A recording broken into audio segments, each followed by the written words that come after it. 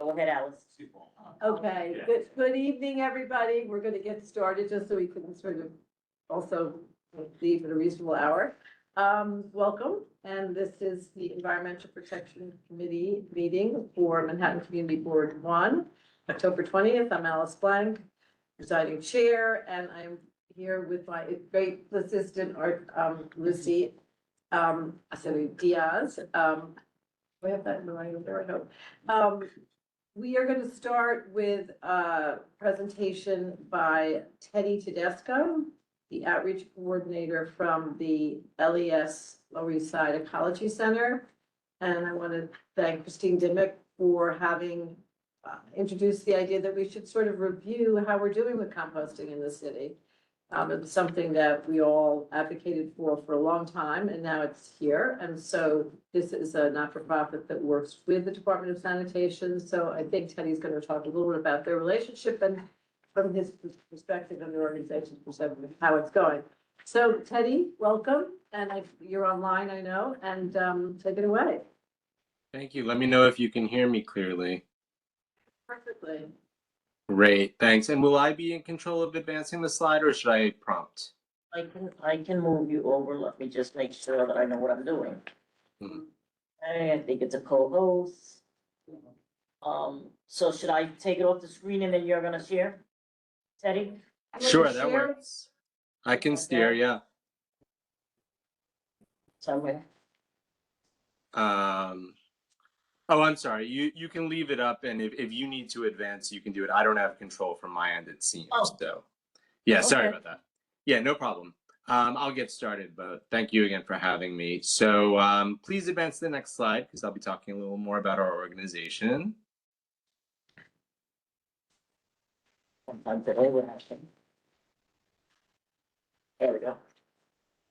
So for those of you who don't know, the Lower East Side Ecology Center, we were the pioneers in urban community-based sustainability since 1987, before New York City was even mandating recycling of plastic and paper. Our founders were giving local residents opportunities to drop off their plastic and paper and glass and things like that and hauling them to private recyclers.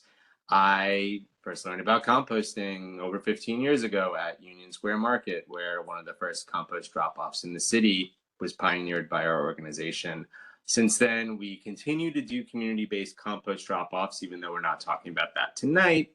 We also do park stewardship, particularly in Tompkins Square Park, education classes, and we do pop-up e-waste recycling events throughout the city. As you might know, it is the law that all New Yorkers separate out their electronic waste, but that is not something that is picked up by the Department of Sanitation on a weekly basis.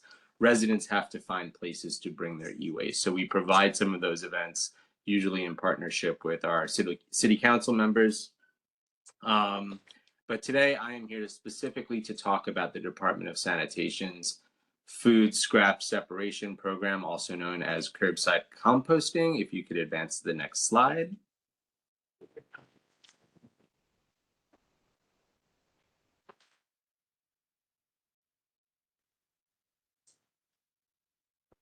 So since we're virtual, this was originally intended to be in person, but maybe I can just get a little thumbs up. Who on this call is actually using the curbside composting program? However you're gonna, great. I'm glad some of you are doing it. It's okay if you're not. You would be like most New Yorkers who still aren't doing it. So you would be in plenty of good company, including my own mom who's not doing it. We'll get her there someday. Thanks. Advance to the next slide. Very quick overview for those who don't know, because a lot of people, this prompts a question. Before we're even talking about doing this program, what is compost? Compost is a soil amendment used to improve the soil's health, composed of organic matter made from decomposed food scraps, plant matter, even animals in nature are eventually become something like compost. We call it compost when humans have a job in creating it. So what the Department of Sanitation is doing now is the process of composting, but we shouldn't just be talking about, hey, separate your food scraps to residents without giving them some context of why they're actually doing it. One of the special things about composting in the city is it's actually being done in the city, and we'll talk more about how it's being done. But unlike our paper and plastic, which might have to go out of state or out of city to be processed, this is actually something that's being generated in the city and used in the city. So I think it's helpful, and it provides a little more inspiration to the average person to know that this is something benefiting the city directly. Next slide, please.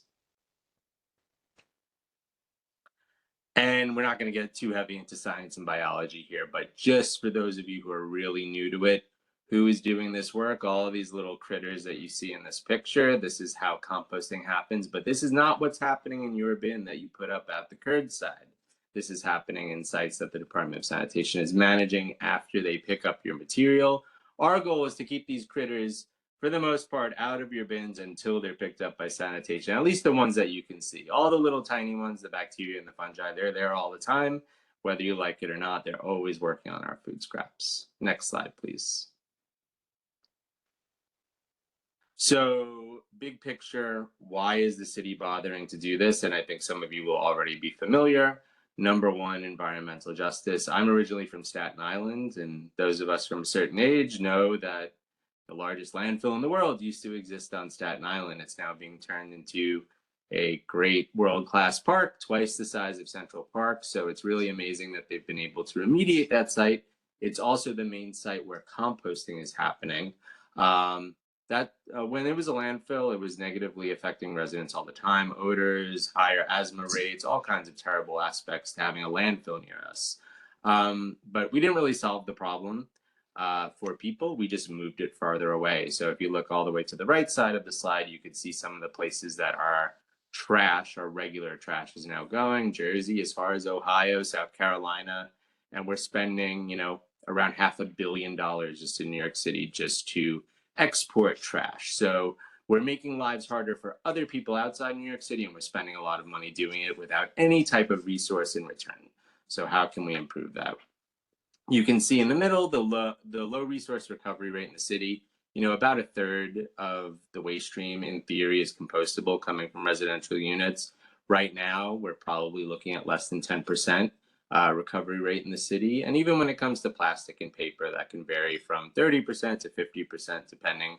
And those programs have existed since I was a child, and still plenty of New Yorkers don't partake. So it's going to take real effort for us to convince people to do this new process of separating their food scraps, particularly when it might be uncomfortable or unseemly to people to handle food waste in this way. But we're going to try to show people that it's pretty similar to what they already do. And then, of course, from the environmental perspective, we're talking about the greenhouse gas emissions of a landfill, right? When you bury food scraps deep in a landfill, it just sends methane right into the atmosphere. Methane is a really potent greenhouse gas. When you make compost, the product of that is actually carbon dioxide, but it's not the carbon dioxide that we're worried about coming out of the ground. It's the carbon dioxide that's all part of the natural cycle of life on Earth. So the animals and plants are taking in carbon dioxide, or taking in carbon in different forms throughout their lives. And then when they die, that carbon dioxide is going back into nature in different ways. So we're not adding any more carbon dioxide to the atmosphere. We'll talk about also what the Department of Sanitation is doing in generating renewable energy, but it is not the same as just releasing methane into the atmosphere, thankfully. Next slide, please.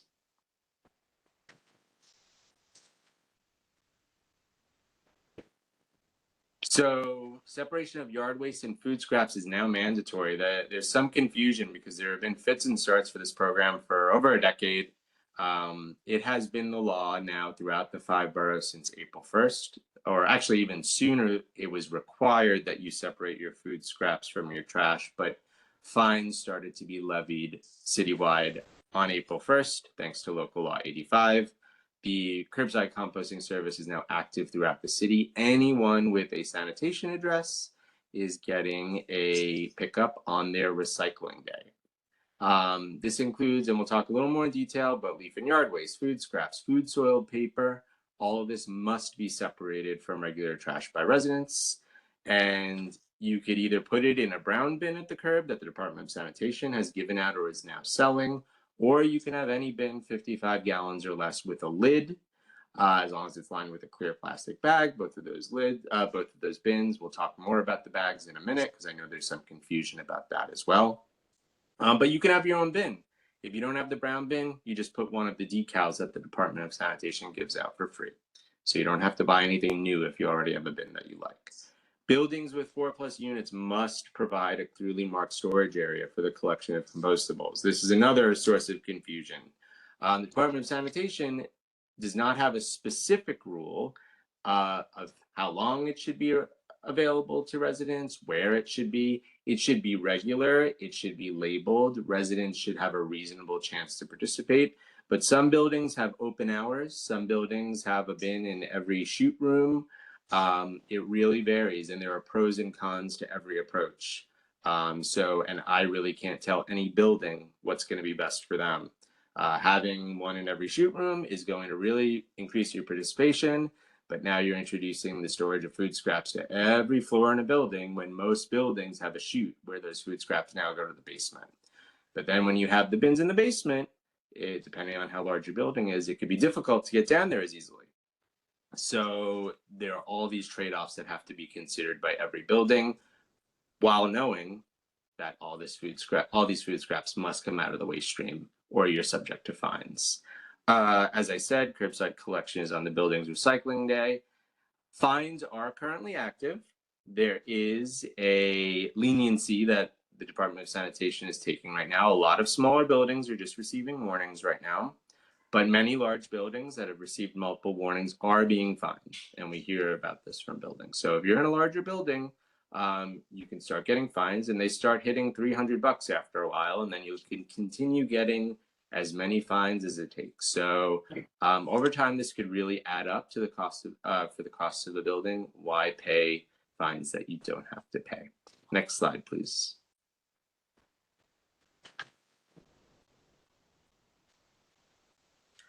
Just another overview, just to make it crystal clear, what are we putting in the curbside bin? I like to say, if it grows, it goes.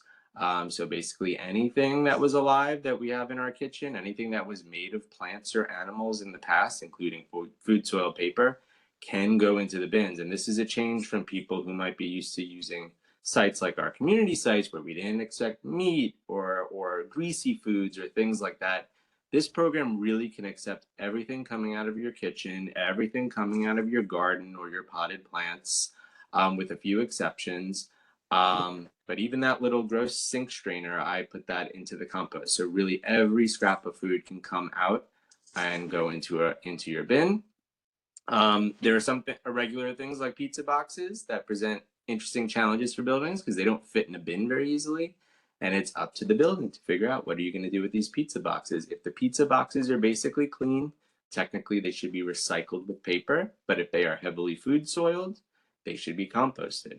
Building has to figure out how to properly store these because they can't really go into a bin. But everything else can really go into a bin pretty easily. And it's very comprehensive. So you really don't, there's not too much guesswork involved here. The only things that might be unclear is if you get like a food delivery carton. Some of them are basically just brown paper, and if you try to rip them, they rip really easily. Some of them, if you try to rip them, they're kind of sticky and like they don't rip very well. They have a plastic or a wax lining. Those should be discarded in the trash. So that's kind of my general rule. If you can rip it pretty easily and it's food, soil, paper, you can put it in the compost. But if it's really tough to rip it apart, then it probably should just go in the trash because some of those things have plastic on them that we don't want in there. And then, of course, the existing recycling streams, metal, glass, plastic, your cartons, your clean paper, those should all go in the usual places. No pet waste, no medical waste, no diapers, no hygiene products. Think about food products, food waste, and plant waste, but we're not talking about human waste or animal waste. Partially because the concern about the spread of disease, and partially the concern that human beings are interacting with this material a little more than regular trash and thinking about their dignity. They don't need to be combing through all of our waste. So that should be going in the usual places, in the toilet or in the trash. Next slide, please. So just a quick reminder, we're mainly talking about the curb. Yes. I'm sorry to interrupt. We have a long agenda, so I'm just gonna ask, she's probably go very quickly over the things that I think everyone's aware of in terms of the way to compost and maybe dive into how it's going, if I may ask. Sure. Yeah. Thanks. So how about we advance the slide then? So I'm going to talk about Fresh Kills on Staten Island because this is someplace there that there is confusion. So composting is actively happening at an increasing scale every day on Fresh Kills. I get asked this a lot by a lot of environmentally minded people who believe that it's all being turned into biogas. Huge amounts of investment have gone into this site. There is now what's called an aerated static pile on the site that is creating large amounts of compost. This is a picture from the site of the compost that's being generated. So increasing amounts from the other 4 boroughs are now going there. Almost all the material from Staten Island goes there and is turned into compost, and increasing amounts from the other 4 boroughs. And it is, the city is really invested in it because it is actually a lot more economical in many ways to operate this site, to just scale up on the site that they have. They have about, I think, about 30 acres over there. Whereas when we talk about the gas generation, that is a little more complex of a system. But right now, things are going well, basically, as you can imagine, in the suburban parts of the city. Staten Island, Eastern Queens, Southern Brooklyn, that's where the highest recovery rates really are. Those are those neighborhoods that start approaching 10% of waste being diverted. A lot of that obviously is going to be horticultural waste. Most people are fine with dealing with horticultural waste, less so with food. And then once you start getting into the denser parts of the city, like Manhattan, like downtown Brooklyn and the Bronx, that's where a lot of neighborhoods might be at 1 or 2 or 3%. And you could expect this to kind of continue for a while. Even in parts of the country that have had composting for many, many years, and that we sing their praises for how well they do, it's the fact that they're actually a lot less dense, and that's why they do such a good job. They have a lot more single family homes. So the problems are always going to be with these large multifamily buildings, how we coordinate them. So that's going well. Tons of free compost is being given out both to the Parks Department and to city residents. They are all, you can go to the Department of Sanitation's website and sign up for compost givebacks. And they are also selling the finished material to private landscapers and also charging private landscapers to tip the material at Fresh Kills. So the city is making a little money back with private entities as well. And if you advance to the next slide. Newtown Creek in Brooklyn, this is where I get a lot of questions. This is still actively happening. Generation of renewable gas through food waste commingled with sewage. This is not composting, so that should be clear. We shouldn't be hiding anything from anyone. This is not composting. This is called anaerobic digestion. You mix the sewage and the food waste, and you create basically methane in little miniature landfills in these globes. And instead of the methane going into the atmosphere, it's diverted into the gas grid, and it's used to provide energy for many thousands of buildings at this point. And the Department of Sanitation is clear. Sites like this are going to be part of the long-term solution as well. Compost will be made, gas will be generated. There are no plans to phase out one or the other. It's an all of the above solution here. Both are superior to going to landfill. But we need people to understand that compost is being made and that sites like these are still worthwhile. Next slide. And if you have any questions, detailed questions that you want to ask me, feel free, because this is more, big picture stuff here. So go ahead. Are you done with your, we probably will open up for Q&A just when you're completed your presentation. Yeah, I think that was the bigger picture stuff, and the rest was kind of closing it up. So Okay. Can you just repeat this, the percentage of people in the 5 boroughs per borough that are actually composting? Is there some sort of data for that? Did you mention that? I heard 3%. Well, it depends on the neighborhood, but overall, the last I saw, it was about at 5%, because some neighborhoods are going to be at 10%. Like I said, more suburban neighborhoods. And then there are some neighborhoods or some sanitation districts, I should say, that are going to be at like 1%. And the city, I'm sorry, there are partners who have broken this down. I could follow up with the resources that they have where you could actually look at your neighborhood, your sanitation district, and see how the performance has been going. But it definitely varies. Next question. I'm gonna ask you one more. Is the Department of Sanitation happy with these results? Does it seem like a good result, given the fact that it began in earnest in April? Just curious what they think. You know, I am not privy to the innermost conversations for the Department of Sanitation. I think they are happy that compost is being made and gas is being generated. I would say, in my experience, just knowing what the rates for recycling of plastic and paper are, which can be as low as 30%, and we've been doing it since like 1990, I think they're pretty satisfied thus far. But also knowing that rates this low, when budgeting comes around, if it's years down the line, we know that these programs have been cut before during hard financial times. So even recycling under the Bloomberg administration was paused. So it's not good for longevity to stay at these numbers. But I think, considering fines only started in April, I think it's about what they could have hoped for. Next I have a question. couple more. Yeah. It's gonna be me again, sorry that we're going around, I'm just jumping in. No problem. I know that there were going to be new trucks purchased by the Department of Sanitation for taking in just general garbage, right, off the street and all. Is that still happening? And are there any requirements in terms of pickup for composting that is costly and coming down the pipe, or is it pretty much in the budget and working well the way it is today?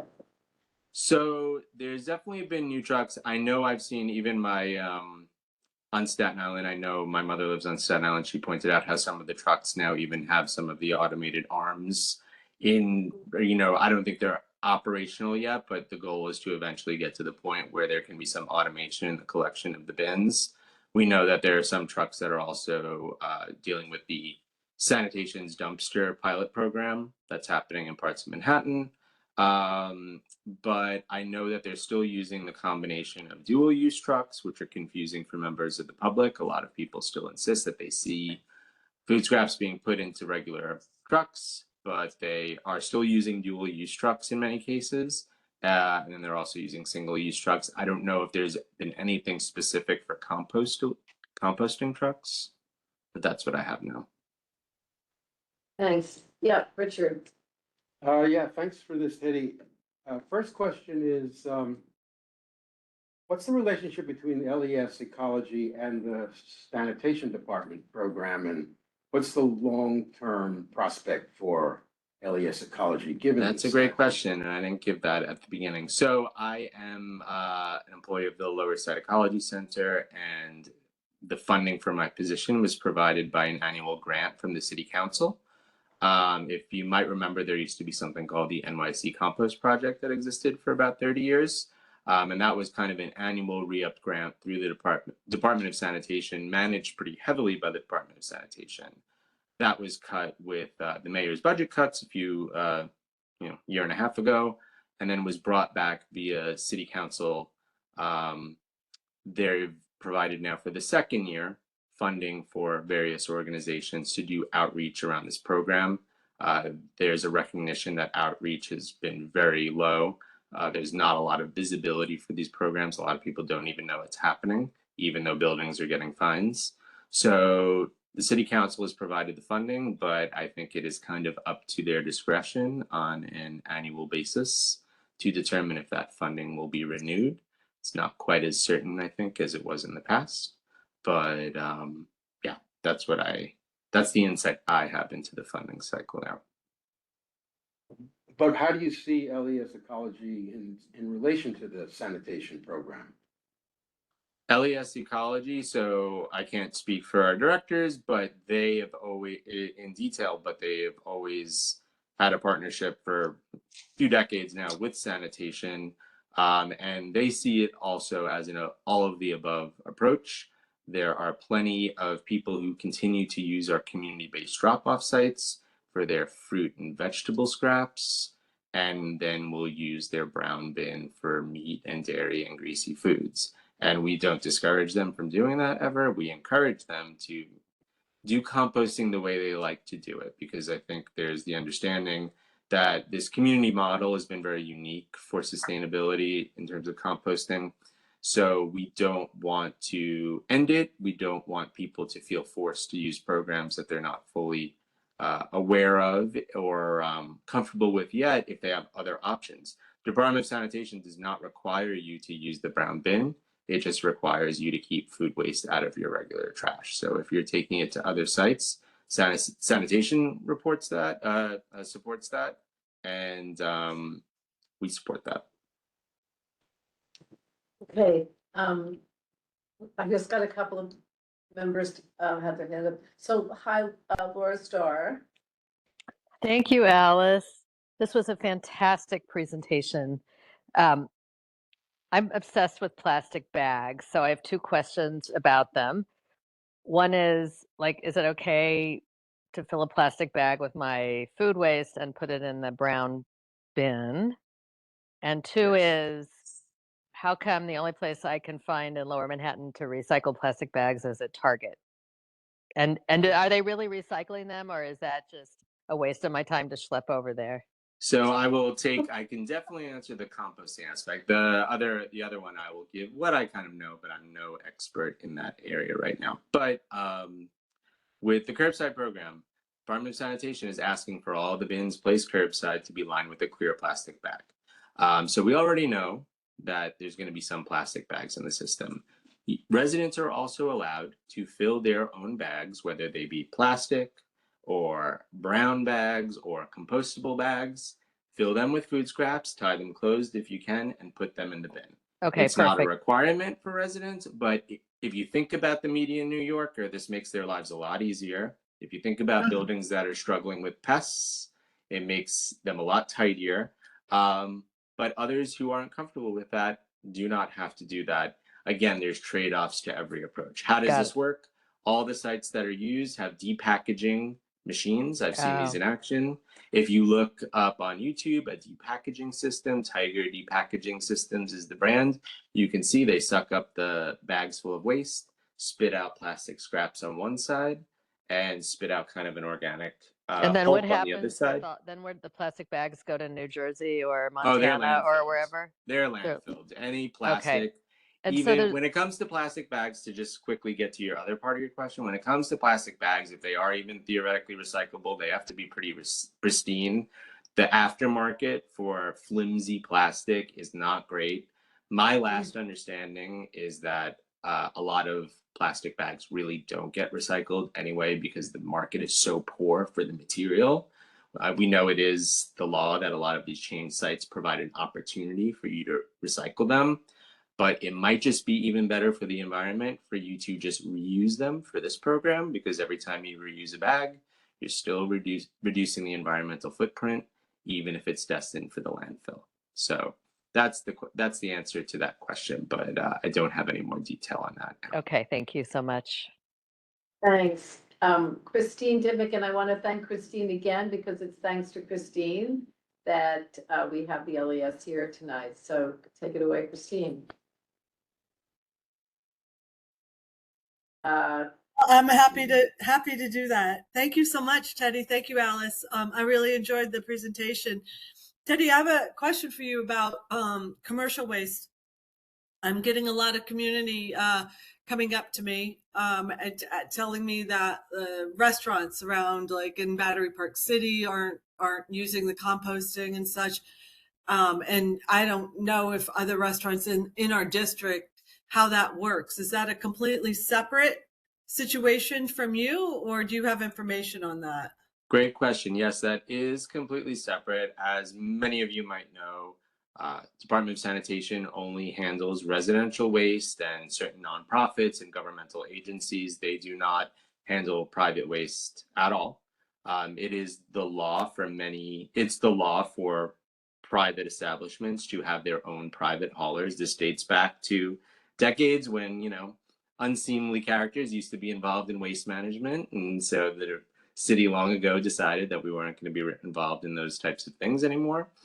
But yeah, so restaurants would be and establishments are required to have their own haulers. If they're of certain sizes, like, you know, you could talk about like Shea Stadium. I know that they are mandated to have a private hauler for organics. A lot of these haulers claim to offer commingled services. They claim to offer different types of services. And my understanding is some are better than others, and some might be a little disingenuous about their offerings. But they're definitely, and the Department of Sanitation website will list kind of the regulations around commercial establishments. But yes, I do not speak to any of that at all, and I don't work with any commercial establishments. Okay, thank you. I was just wondering if there's anything we can do as a community to flag that. Yep. Just tell your local restaurants it's the law that they handle these things and to make sure that they're in compliance for sure.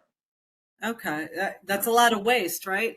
And then the second thing is I heard that the numbers, and Alice, you brought it up as well. It seemed kind of low to me, although you said it's kind of good that people are composting, which I agree.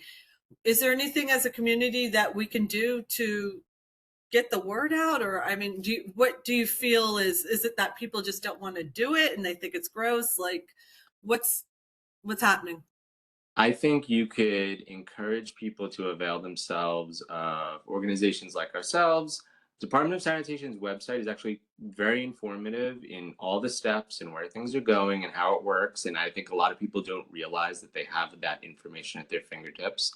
A lot of people aren't interested in trying a new thing. I think a big part of it is the skepticism. I mean, there's a lot of cynicism now about whether the government can do anything right, whether anything is true. A lot of misinformation out there. So I think letting people know that this is actually happening and that it's happening within the city and it's benefiting the city directly, I think really inspires people. But then you also just need to consider, and I think we're all environmentally minded people, the median New Yorker. They don't really have to care about the environment to participate in this program. They don't have to care about trees. They can care about rats. They can care about containerizing food scraps, because that's a big part of this program, is taking the food scraps out of black bags and putting them in containers. I saw a rat desperately trying to get into a compost bin the other night, and it couldn't, and it gave up. That's another benefit that we could really sell to the median New Yorker. And the fact that it can be easy. It doesn't have to be hard. If you bag your food scraps, tie it closed, you're already bagging your trash, tying it closed, and putting it somewhere. Maybe there are a little more steps involved, but it doesn't have to be as hard or as messy as you might think. I think we really need to keep them in mind, and a little bit less of, you know, what are our values as much, because we're not always representative of 8.5 million New Yorkers. So our public schools are also having to compost as well. Is that correct? yeah, that's been for a long time. Their routes, a lot of them have their own dedicated routes and kind of are handled in a separate way. The outreach to them is handled usually through DOE. So we don't work with them either, even though the Department of Sanitation does pick up from the public schools. And many of them have been doing it for many years, and some better than others.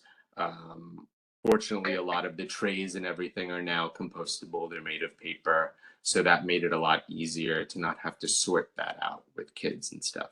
I'd want to add that it's not it's not because of the children. I did a climate club at the local middle school over here, and because they were in an office building, they didn't have to compost, but the children wanted to.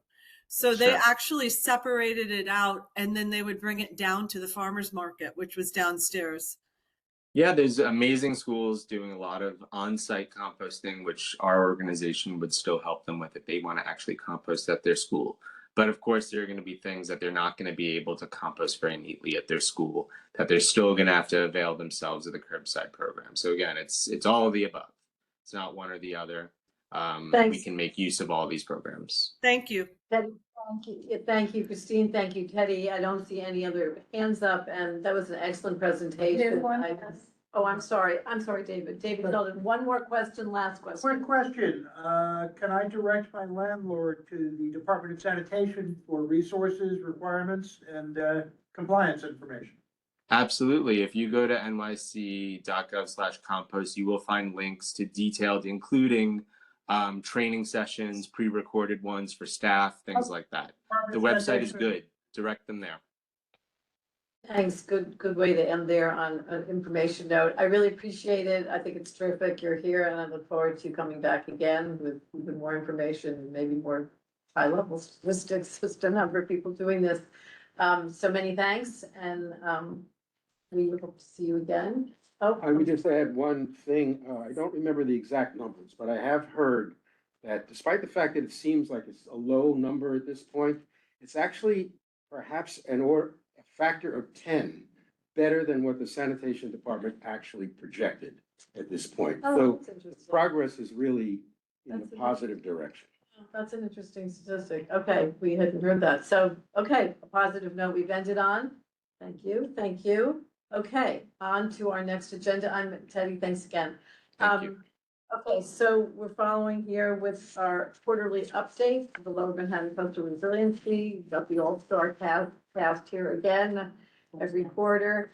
I think it's Jordan Salinger from. Jordan's not on. Well, Jordan's in the room. Oh, So, well, there- hello.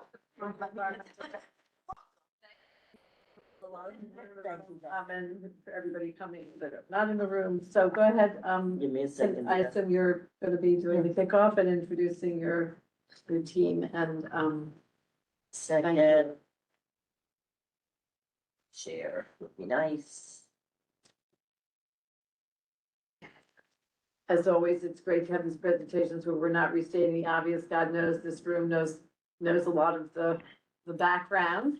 And I think the public that watches this, so as much new information as you Yes. can impart tonight. Absolutely. That's great, thank you. Would you like me to, you'll just say next and we'll go. Perfect, sounds good. So yes, I will limit the slides that I talk to, so I don't repeat much. We do have full slides at the outset. Jordan Salinger, Mayor's Office of Climate and Environmental Justice. Nice to see all of you tonight.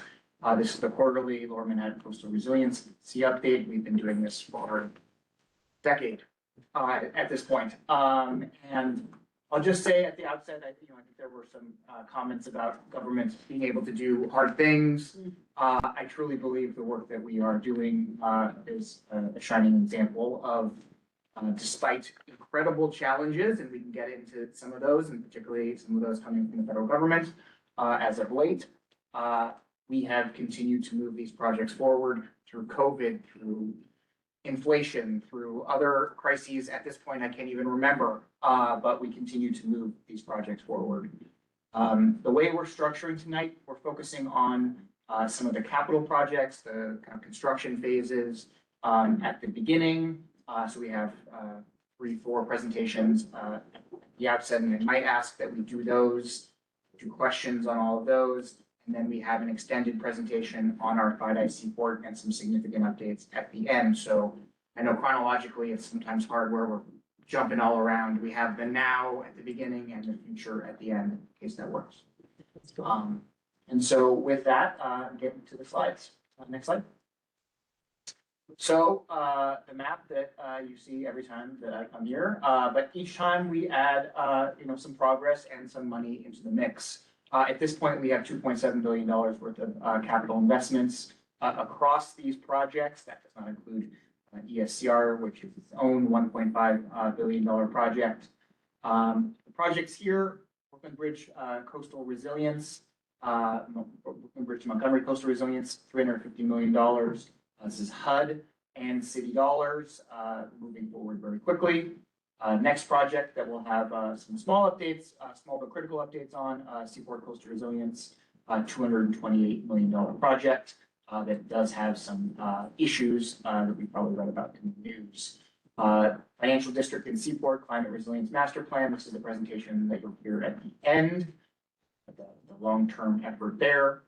The Battery Coastal Resilience Project that is in construction, and our 2 projects with Battery Park City Authority, the South Project, which is racing along, and the future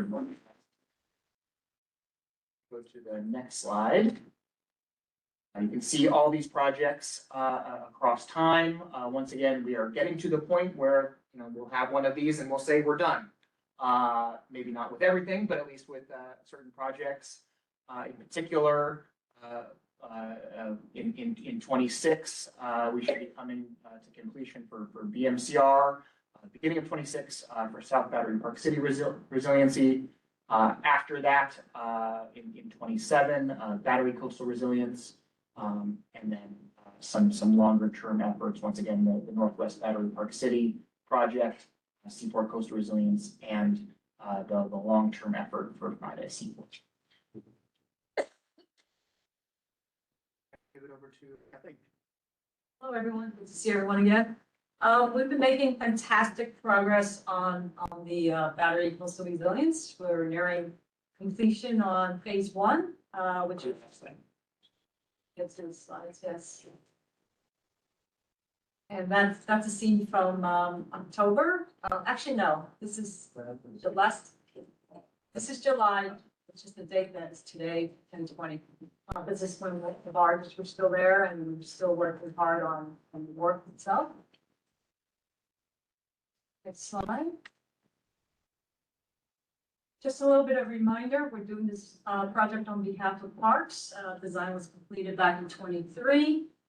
As Ethan has mentioned at every one of these meetings, we are going to be targeting and achieving Envision Platinum. We're coming, to the end of phase 1. It looks fantastic in terms of the reporting and numbers. And at some point, I think in the future, we should come back and really do a summary on that Envision program. Phase 1, we're nearing completion with Patrick Nathan here. And phase 2, we'll be jumping to the early part of next year, 26. Slide. I'll pass this over to our construction guys since they were really nice enough to come here tonight, as they always are. Every quarter, favorite night. To be fair, just not everyone knows online who you all are, so. Patrick Green is our prime. I'm Patrick Prime, I'm a senior project manager with Hunter Roberts. We're managing this project on behalf of EDC. Just wanted to show this pretty cool photo against the rendering that we've been showing for the last couple of years that we've been coming here. The photo is kind of where we're at as of last week with the finishes on the project. You kind of see how it's coming together with the fendering, and see the sea rail, the Gardens of Remembrance being rebuilt, and we thought it was pretty neat to see how it compares to the rendering that we've been showing. Go to the next slide. So in terms of construction for phase 1, at this point, we're done with all the structural components of the wharf. We're done with the large civil drainage scope behind the wharf structure. And right now, we're really focusing on wrapping up the planting in phase 1, the hardscape, getting all our site lighting up, really making a push to complete phase 1 in the coming weeks. Slide. So this is just the kind of status of the park from now through March of 26. Really no change to what's been the day-to-day for the last year and a half down in the park. Next slide. So then this is just the same kind of phasing slides that we've been going through at each meeting. Right now, we're looking at wrapping up our phase 1 project, which is represented by color one. The pink area, we've got National Park Service up and running on building the new screening facility, targeting February of 26 completion. in the ground. DOT project, beginning some early coordination with them in the blue areas throughout the park. It's kind of where we stand as of today. Next slide.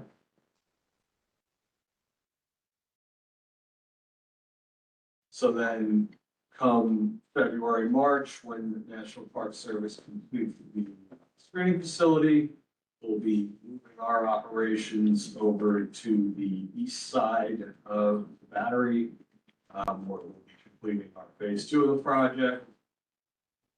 So work around the review, progressing with the demolition reconstruction of the wharf, which is targeting to wrap up in the summer of 27. Next slide. So Ethan for some progress. Yeah, so Ethan Smith, project manager, Patrick over here at the battery.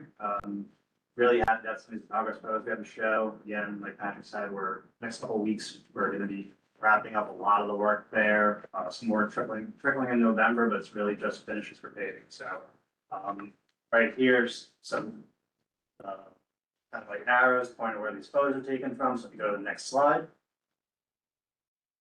Photo on the left, this was taken middle of last week, so that's the asphalt binder. We're facing west in this photo. That's what sits below the pavers, so we have the asphalt binder written out. This week, we're focused on putting the setting bed and slowly chasing up at the pavers. Slowly chasing up with the pavers. So that's pretty much one of the last items we have, aside from putting in some small artwork pieces that have been restored, and some of the site furnishings, such as benches, which are right now waiting off site to be installed once all the pavers are. On the right this is a remounted granite. These are wharf pavers that run between the slip. Really, it's a more sturdy kind of stone than the bluestone that was originally there on the wharf. This paver, actually, it's facing east, where the new, the refurbished river that flows 2 ways panels will be installed in the sea rail. So this kind of starts off where that art installation begins.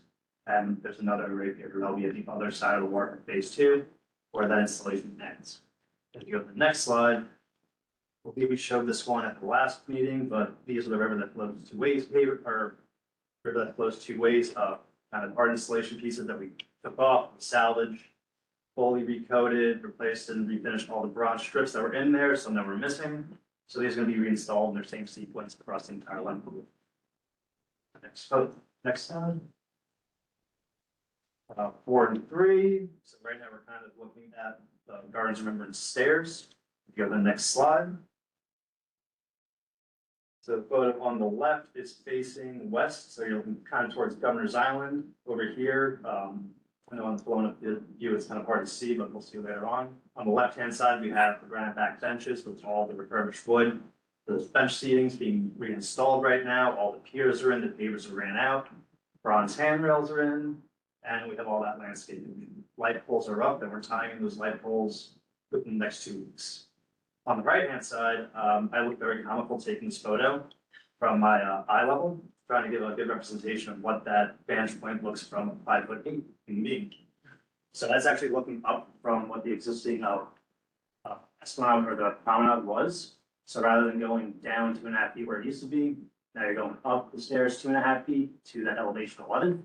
And really showing just how you still have those views of the harbor. Those piles are not ones that stick really high, have to get cut down still, but you gotta get the picture. So you can be able to still see the Statue of Liberty, see the harbor, maintain those views. And yeah, it looks beautiful, especially on like a nice clear day. Next slide. You can go into here to still have some planting. So next one. Beautiful, all the grasses, trees and shrubbery being installed. In the background on the right-hand side, we're actually replacing the Castle Clinton stairs and incorporating 2 new ADA accessible ramps that line either side of the staircase. So that's the work going on in the background. We're actually, this is a little bit older of a photo, but we're trying to get those reopened up by the end of next week. All the bluestone's in, we just gotta pave it out. All these grasses are really coming in nice, mulch, and really happy with how it's all getting put together. On the next slide. So this is kind of showing where those benches were originally, where we brought them back to the shop. Wood subcontractor has been refinishing all these. Those brackets are the original ones. They were fully sandblasted, recoated, ceramic style.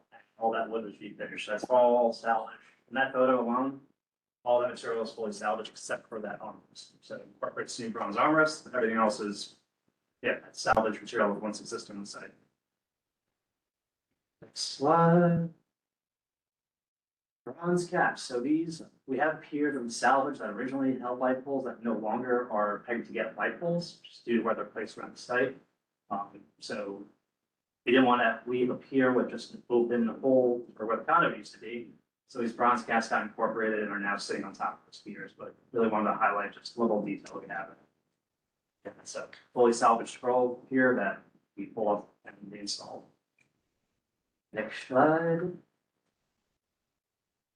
And just show how how far we've come in a couple of months alone. So this was taken end of August 25. You can see the wharf structure kind of going from the middle of Castleton over towards the east side. That was topping slab poured. We're still doing some lightweight fill. It's really getting all those structural elements in. It takes most of the time, most of the work. And then actually on the west side, we don't even have those station panels on yet. So in between August and October, all fully installed, topping slab poured. And if you go over to the next one,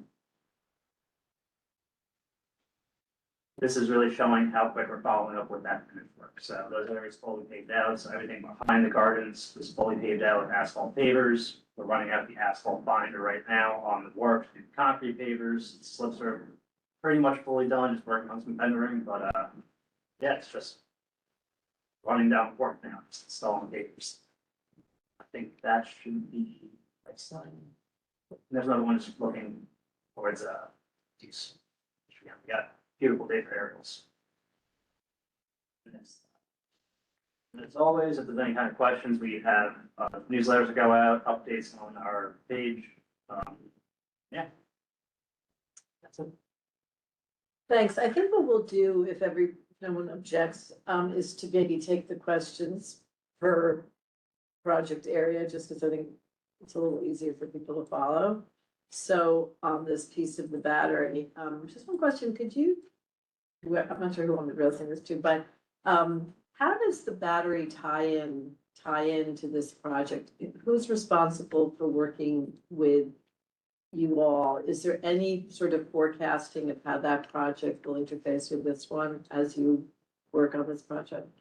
I know that is the focus of the 5IC set of slides. So Okay. I know we'll be getting into that with Okay, high level. so, but all this work that's being done, it will stay. In other words, none of this will, no matter what, in the different variations would be impacted. I was curious about that. And then just anybody want to talk about Pier A in the, looking at Nick here, that's certainly part of your. You can put your hands up, I'm not going there, is that? So that, okay, and so. Right at the edge of the plaza. We stop at the plaza, our project's connect at the plaza. Right, so you'll take over for that as to how that's gonna materialize, okay, good. We love not to have the silo effect, as you know, and so that everybody's together. We're coordinating and we've been coordinating on. Yeah, that's great, okay, so I'm sure people have questions on those. So, folks on the battery, any questions or thoughts? Yes, David. I noticed the fendering put into the water. To what purpose will that be put? Well, that's so the boats, the statue cruise boats can come up. Statue cruises, Yeah. okay. Well, two of the slips and then the other two slips, I think that's. Parks, that's not the parks. But they'll be usable. Yeah. That's great. Thank you. It's a very similar configuration to the existing fendering that was out there. Yeah, that's what I started looking at, like, I've seen the statue of those, right? Yeah. Yeah, cool. Okay, I see hands up. Catherine McVeigh Hughes, our former board chair. Catherine. Hey, Catherine. I think she's muted. She can unmute herself. Oh, yeah, she's. Somehow that's not happening, so. Okay, until you figure it out, Catherine. I think I got it. You hear me? Great, Yeah. thanks. Can you explain how you vision the queuing line for the security tent once it reopens? Because basically, it occupied about 2 to 3 city blocks, so the public didn't have access to the waterfront.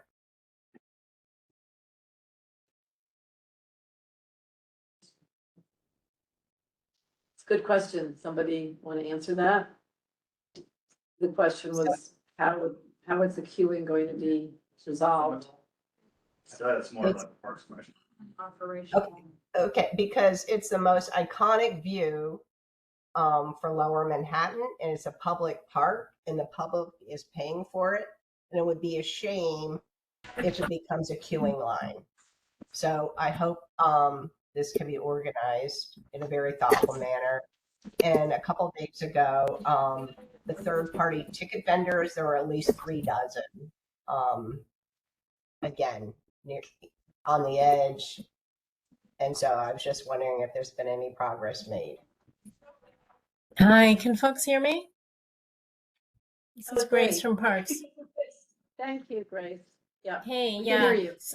Okay, great. Yeah, so regarding the queuing for the boats, we did coordinate really closely with NPS and Statue at the outset of the project, and the plan is for the queuing to happen on the wharf itself and not go, up around and into the park. The plan is to have them queue directly, upstream of their security tent, so that it's, kind of contained in a smaller area. We were definitely concerned with that too, but that's the plan for the queuing. Does that answer Grace, your can you- question? I don't know Well, if I there's think a- it would be really helpful, Grace, if you could provide a diagram of something that Parks has drawn up that could show where this is and how many people are sitting on the side. Somebody has a wonderful sounding child, but it's our. Oh, That's my child. Sorry, it's bedtime right now. I have a good microphone, I guess. Yeah, if you could provide a diagram so we know where this is, it's a really critical question. We've asked it a lot, and I think. Yeah, we can follow up after. Yep. Something visual would be great on that. Thank you. Tammy, our current chair. Tammy? Thanks. Yep. What did I do wrong? I can unmute Tammy? myself. I'm good. I got it. Question for you in terms of the boats that pull up by Pier A. There's significant work that was done on the wharf around the edge of the Battery. Has there been any work done on Pier A in association with this to allow for boats and maritime use at Pier A to? Not as far as I'm. That's a no, Tammy, I can't, you didn't hear. Yeah, Pier A is under SBS jurisdiction. Gotcha. And Thank you. I could, Yeah. Tammy, if I could just jump in. Hi. Go ahead. I would say that like in terms of work being done at Pier A, to date, the authority has a long-term lease for Pier A and the like the surrounding areas that we've done maintenance work, including like pile support work and geothermal work under the building, but we haven't done any maritime fit outs, to answer your question, Tammy. To date. Okay, got it. Appreciate that. And then I know we'll hear about the rest of the reopening of Pier around from the Battery, but in terms of for the park itself and for the Battery, what really is the end date that all the construction will be out from each project?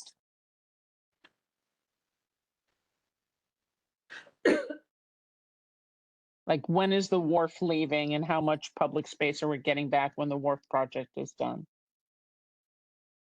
We're looking like summer of 2027. Seven, we're just the phase 2, which is where the view is right now. Summer of 2027, did you get that? Sad, stunned into silence. Yes, I got it. Thank you, guys. Thanks for all the hard work and the video and the photos. No slides on that. Okay, so I think we can, thanks, and we can now move on to the next phase. Yes, which is the Seaport Coastal Resilience Project, and you want to take it and I'll add on. Sure. Confirming with Jordan that, we're looking. Was something sensitive or? Oh, we don't have slides for this. Oh, okay, but you were looking up there, so I thought you were looking for the slides. First talking about, Jordan, did you want to update everyone on what's going on with the? Yeah, I think last time we got into it a little bit, but one of the funding sources that supports this project is BRIC, the FEMA Building Resilience Infrastructure and Communities Program, which was canceled.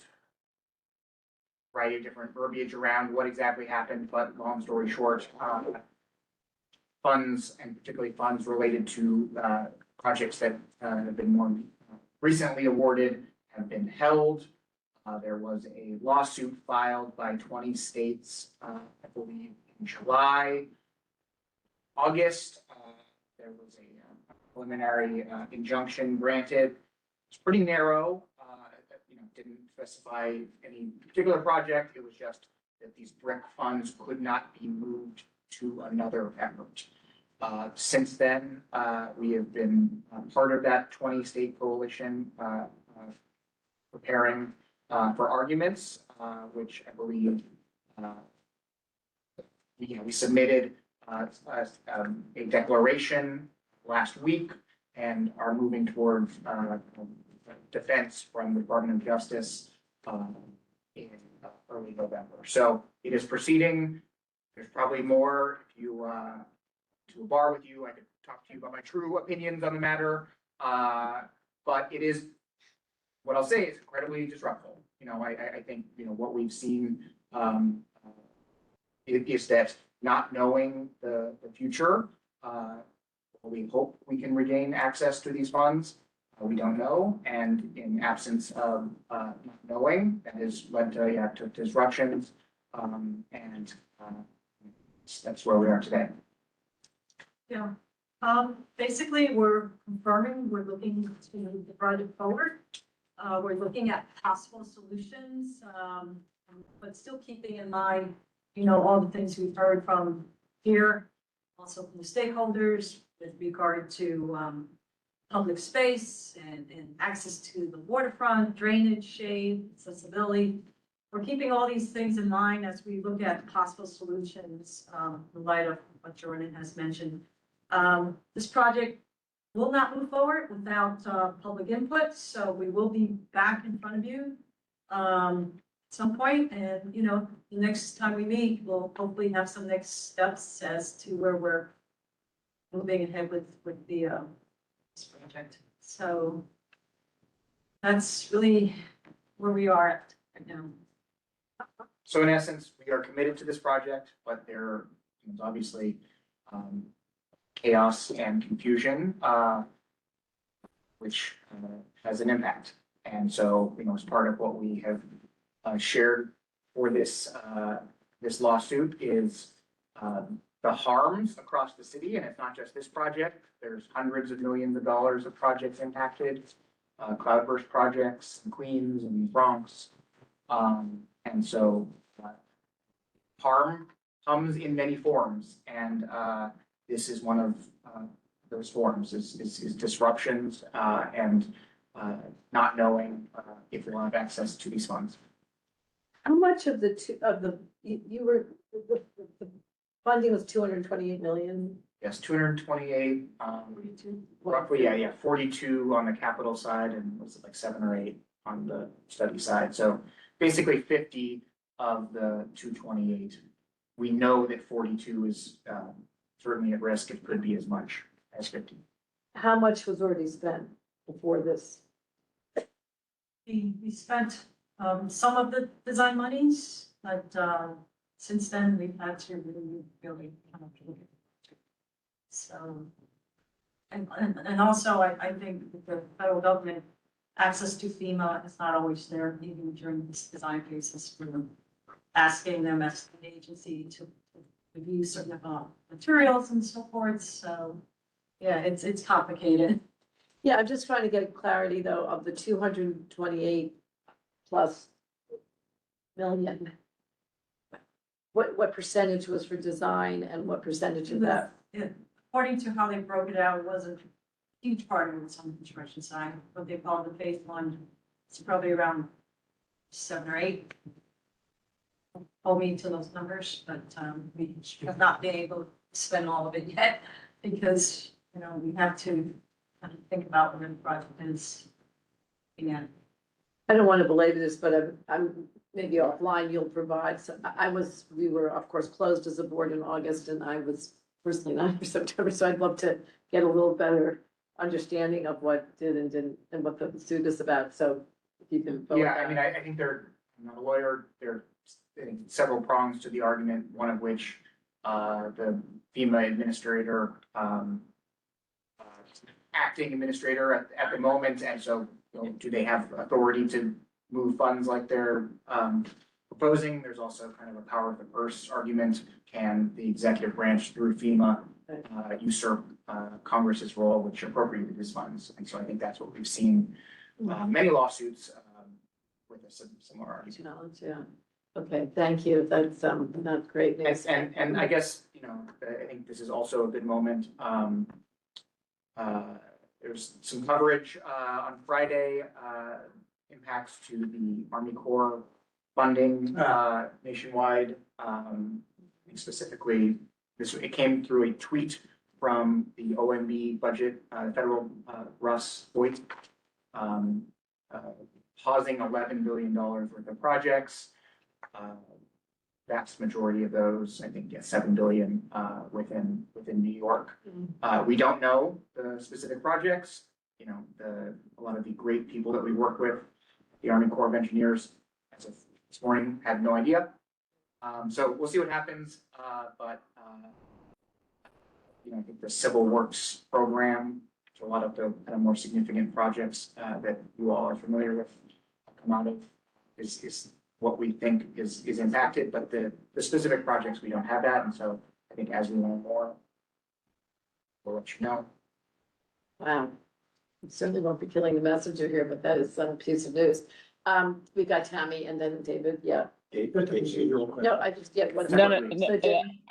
I'm gonna wait till everybody asks question, then I'll ask at the end. I don't wanna, it's a lot to take in.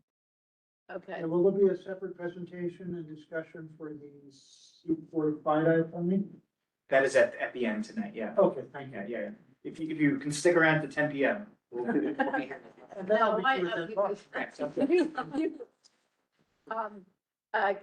Michael Kramer. Online. I was just wondering, in the budgeting process, did you have like 10% in there for contingency? Yeah, OMB typically reserves 10% for contingency.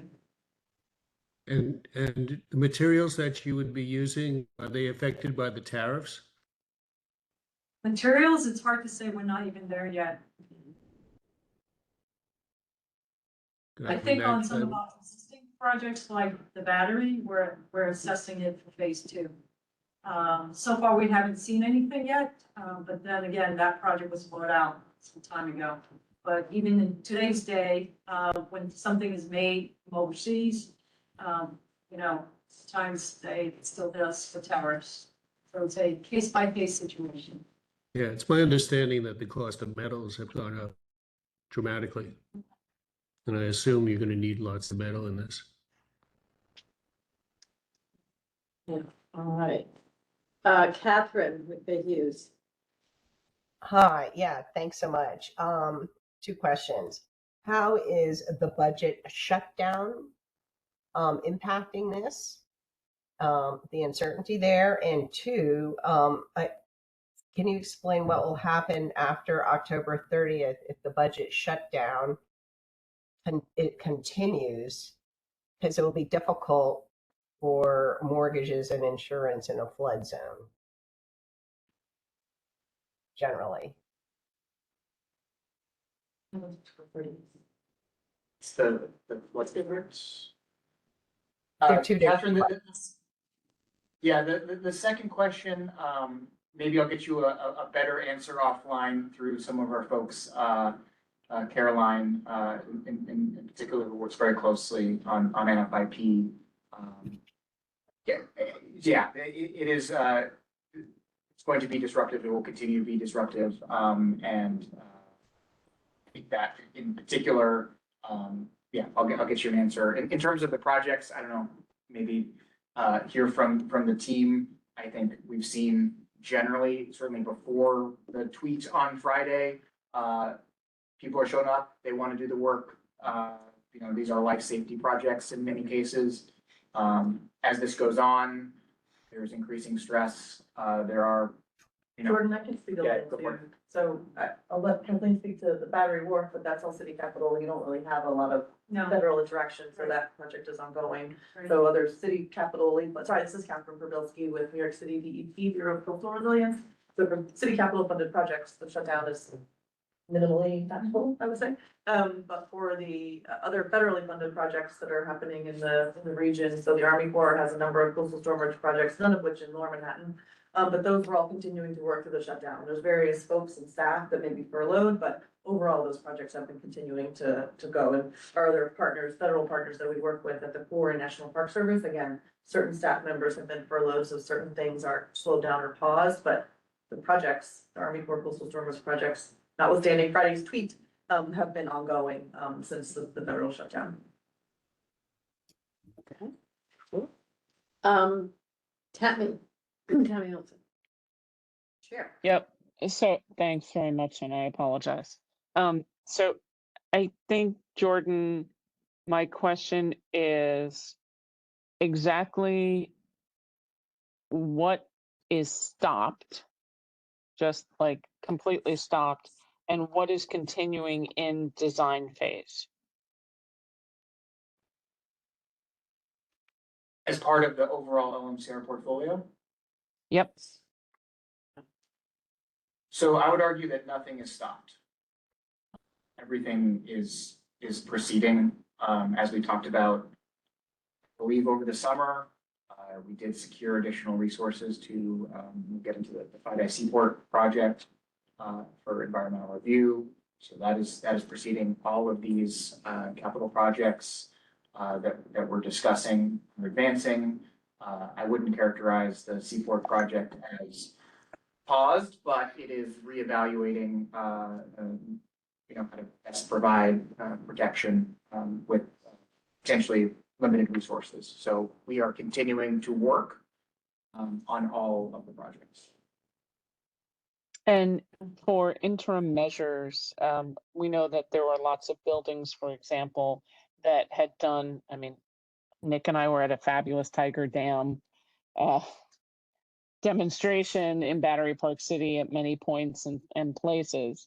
So what kind of temporary measures are being looked at by the city for the next 3 years, let's call it? Maybe longer, but hopefully not, if any. I think we've come to this board a number of times on the interim flood protection measures. This is a program that emergency management runs. As mentioned, a combination of PESCO barriers, or the large sand-filled barriers, and Tiger Dams, the inflatable tubes. For the locations in Lower Manhattan where they are currently deployed is where EM deemed feasible. They did evaluate kind of lower, closer to the tip of Manhattan. They looked in Tribeca. They looked in kind of a variety of other areas. And because of the larger impact from waves and kind of limits to their technology, those specific things, they deemed those not feasible in those locations. So to answer your question directly, we have interim flood protection in all the places that we deemed feasible. Okay, thanks so much. Okay. So the next. Yes. And the next project, should have Ethan online and take us through the next set of slides. Yes, can you guys hear me? Yes, is there slides in that PowerPoint? That's Same PowerPoint, Oh, yep. sorry, apologies. 30 seconds, this one. Yeah, okay, great. We're I all can introduce set. myself in the meantime. It's up. It's up. My name You're is good. Ethan Kraft. Oh, okay, great. I'm just not seeing it on my end, but that's okay. I didn't see it, sorry. It's up here, Apologies. sorry. I saw it on my screen. There we go. There we go, Alex. Thanks. All right. Hi, folks. My name is Ethan Kraft. I'm with the program management team for BMCR, the Brooklyn Bridge Montgomery Coastal Resilience. So this runs from Robert F. Wagner Senior Place under the Brooklyn Bridge up to Montgomery Street. So we're chugging along. We can go to the next slide. I'll just give some overview as construction continues. This is the footprint of the project. You can see we have a mix of flip-up gates, roller gates, and fixed structure. The vast majority of the flood protection being through the flip-up gates. There's also drainage improvements throughout. You can go to the next slide, please. So this is our the current state of play for BMCR. Our Con Ed utility work is progressing. It's nearly finished. We started the interceptor gate and sewer capacity improvements late last year, and those will be going through the end of the project, as will the flood wall and floodgates, which again are largely under the FDR, but there are some spaces where they cross South Street. Trunk water main began earlier this year. That's the really big highway of the water main work, and that is also slated to go through the end of the work. And then at the end of the project, we will have restoration with lots of new great amenities under the FDR. You can advance to the next slide, please. So honing in on the flood protection, the micropiles, which make up the foundation for the flip-up gates, are nearly complete. We're at over 95% for the installation of those. We have about 1,400 linear feet of flip-up gates, which is just past half of the number of flip-up gates that will, or the linear footage of flip-up gates that will go in under this project. And then for concrete flood wall, we're at about a third complete for that.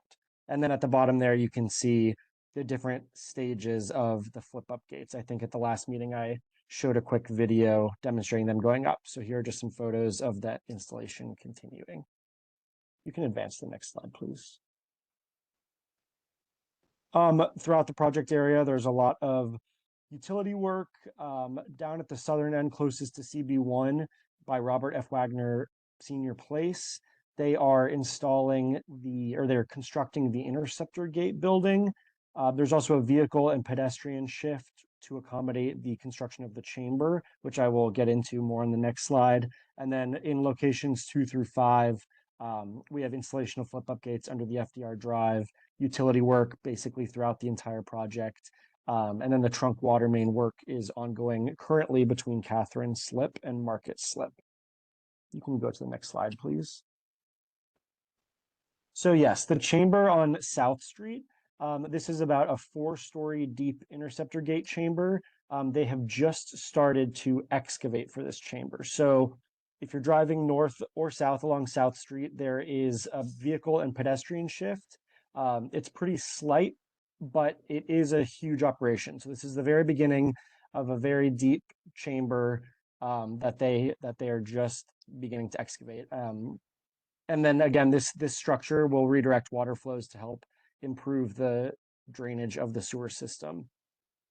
And then once this is complete, which will probably be going on for much of next year, that is when construction of the foundations for flip-up gates that cross South Street will go in. And as you can see in the image on the bottom right, that's the approximate chamber location. So it's under the Brooklyn Bridge ramps, just south of Robert F. Wagner Senior Place. And you can also see the interceptor gate building, which is on Robert F. Wagner Senior Place. And I think I have some photos of that in the next couple of slides. So we can advance to those. So yes, on the left, this is the beginning of the excavation for that interceptor gate chamber. You can see it is not very deep at this point. They have to go again 4 stories deep. So there will be a lot of digging going on there. On the top right and the bottom right, are just some construction photos of the Interceptor Gate building. It's not a building with a very large footprint, as you can see in the top photo, but it does stretch there along Robert F. Wagner Senior Place. And this will just house the controls for that chamber once it is constructed. We can advance to the next slide, please. Some of the trunk water main installation, again, looking at the size of the workers in comparison to the pipe, this is a pretty big, significant operation. The trunk water main is very important. So we are happy to see that work progressing well. Next slide, please.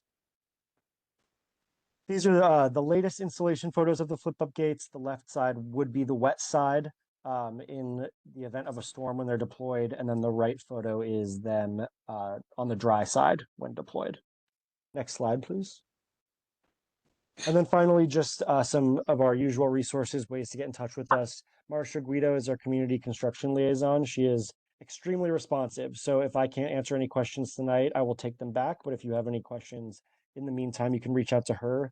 And then we are always around in the community doing engagement. We regularly present on ESCR and BMCR at CB3 Parks a little bit more frequently than we present here. And then we are always putting up new signage around the site, trying to explain our work as easily as possible for the community. We do that in multiple languages. We also have a BMCR to your school program. So as schools getting started, we're happy to work with schools to come to classrooms to talk about the project, or we can just hold a call with teachers to try to encourage them to incorporate some of these lessons into their curriculums. And then finally, at various community events, we are happy to table. And with that, I think I can take any questions on BMCR. I have one. Can you just go back to the, actually, can you go back to this Yes, slide of the I- interceptor gate? Yes. How high are these? I mean, you had to show a section of an interceptor gate, which looks like it's Tell me what's like an 8-story building, but it's how many? Four Five? stories, is what he Four. said. Okay, so thank you. Wasn't listening hard enough. Yeah, in that, this yeah, one? yeah, that, I was a little confused by that. And then how long is it? It's not 4 stories above ground, though. It isn't 4 stories above ground, Correct. 4 stories Sorry. down. 4 So stories it's how deep. many above ground?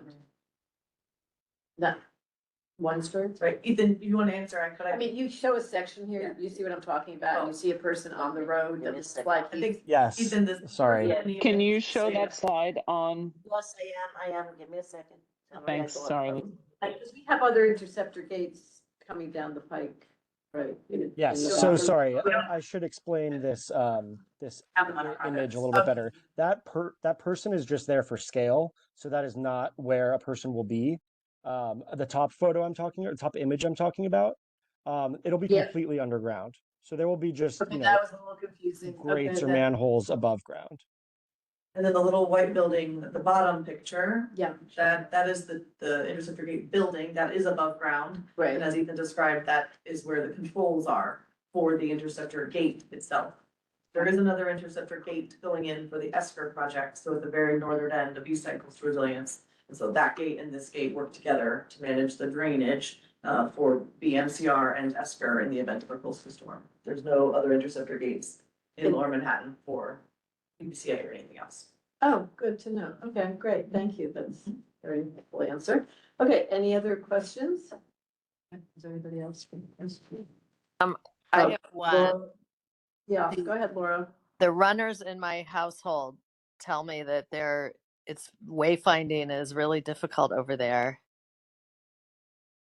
Is this, Is it do you know if thing it's you- on South Street? Is it on South Street?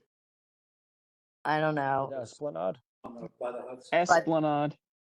Brooklyn, by the Brooklyn Bridge, by the Esplanade. Is there, I will I take don't that know. back and see if we can improve our That would signage. that would be great. From the Brooklyn Bridge to the Williamsburg Bridge. That would be, Thank you. and like, I know when the ESCR was in construction, was like a year ago, it was really impossible to navigate over there. So I think that anything you can do to make it, so runners and cyclists know where to go would be a really nice Yes. thing to do for the community. I will Thank you. take that back. Thank you. Thank you so much. Okay, thanks, Laura. Michael Kramer. My first question is, there's a lot of garbage between the your construction wall and the East River. Is that your responsibility? Have you been in touch with Parks? Whose responsibility is that? I'm not sure, so I'll have to check. However, I'm sure that we could ask our contractor to look into it and Yeah, because the perhaps clean garbage it up. cans are overflowing and Oh, it really okay. doesn't Then look good. this may be a parks issue. So we'll get in touch with them. And my second question is, what happens after your construction is finished? Do you have some slides of what comes next underneath the FDR drive? I could quickly access some. I don't know if I'm able to share. Give me one moment. I can pull them up. Do you want privileges? I should have them. Sorry, I'm just pulling up one of the slides.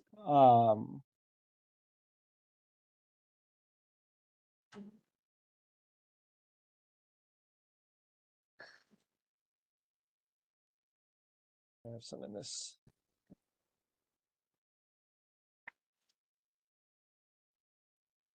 Okay, I just Okay, gave you stand by. privileges. You're gonna share something. I think I have some, yes. Are you guys able to see the screen? Yes. Yeah. So these are some of the amenities. This is right near Robert F. Wagner Senior Place. Where you see the black and gray, those are the flip up gates. So this is what they would look like on a normal sunny day. There's a lot of different types of recreation. There's recreation for kids, adults. There's also passive areas. And then there's also workout areas for adults. So lots of different things. And again, along the whole way, people will be able to access the flip up gates. And then in a storm condition, those are what flip up to create a protective seal for the waterfront. And the anticipated time when these renderings become reality is? We are on track for end of 2026. Okay, thank you. Got it. Okay, Tammy.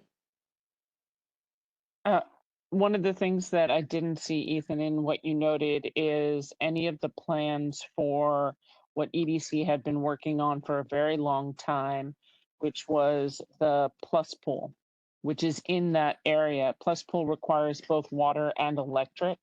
To date, as far as I understand, they don't have either planned for.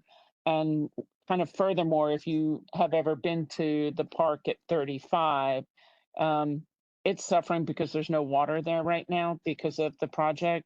And I don't believe that water was planned to go back. So there's a very large problem, something of, for example, what Laura alluded to, if you're running up that way, right, there's a ton of garbage, but there's also the planters are nigh impossible to take care of.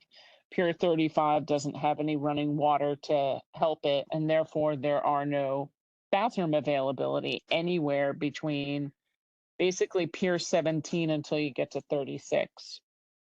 And I didn't see any notifications or any imagery that showed reinstating the water back that was needed. As long as you've got the space open, why aren't there water fountains mixed into the spots that you have? And where is the water and the electric that's being planned for Plus Pools? Because it affects everything as as you're going down. We want a holistic kind of connection. If it's not there, then how does that work? Yes. So unfortunately, you're right. There is no water at Pier 36. We're working with the Parks Department on that. I know that they would like to have water back. If we aren't able to find a solution, we've promised to replace any of the plants that die when we're able to restore the water connection. Because the water, it wasn't a mistake. The water connection was cut off for construction. So we're working with Parks on a solution to that, as well as CB3. As for the Plus Pool, I'm not sure where things stand with the construction of Plus Pool, but our project has accommodated all of those necessary connections. We haven't put in place anything that they'll need to dig back up when they start construction of Plus Pool, including, electric and water. Okay, so if you're putting water back for 35, which is the park, not 36 necessarily, 35, that's okay. Then you're also going to put water further south. So Plus Pools will have water as well. I mean, are Plus there Pool- water fountains planned in any of your exercise area or anything like that? I will look into the placement of water fountains. I know that we have made the connection available for Plus Pool, but however they connect to it is up to them. Yeah, water fountains and the ability for people to be hydrated is as important as safety and lighting. Thank you. Yes, And- I will get an answer for you on water fountains. And are you planning any public restrooms in between that entire stretch that you're working on? I will get back to you on that as well. I don't believe that there are any plans for public restrooms there, but I'll check. Thank you, appreciate it. Good points, Tammy, thank you. Okay. I think we're ready for next up. Yes, Nick. Oh, I'm sorry, did somebody have their hand up? No, Okay, I'm great. asking if it's the same slide. It's missing. It's the same depth. That next slide, Thanks. had them. Okay, is this you? No. This, you can't see it. Who am I doing? Oh, they don't see it yet. There's no slide up. It's not up. Thank you. It's okay. I think that is right. You see your. Try it again, guys. That's fine. That's right, let the other guy. Okay, let's try the button that says share. And now we can see. Yes, you got it. Perfect. Okay. Thank you. You again for helping me out, guys. Nick, Okay, good evening, everyone. Nick Spornone, Battery Park City Authority, joined by Claudia Filomena, our Senior Director of Capital Projects, and Michael Ryan, who's our Community Construction Liaison for the Northwest Battery Park City Resiliency Project. We want to give an update on both of the projects, one of which is mostly done, and then the Northwest, which construction is going to start very soon. You can go to the next slide there, Lucy, and thank you. So we had spent some time, obviously, over these past number of years, and even this evening, talking about a number of projects that are online or getting close. We know there's been great progress made around Lower Manhattan, but we were very, very happy and pleased this summer to reopen Wagner Park. As many of you know, we reopened on July 29th. And thereafter, we had a season, summer and fall, full of free events. There's a picture there at night, but Lucy, you can go to the next slide. Please, we didn't go through every event, but we had some top tier talent, including Taylor Mack on opening night, Bilal in early August, Walter Tolerche last month. And then next slide, Lucy. We also had a number of wonderful public art and other public events, including Mason the Floors with the Lower Manhattan Cultural Council.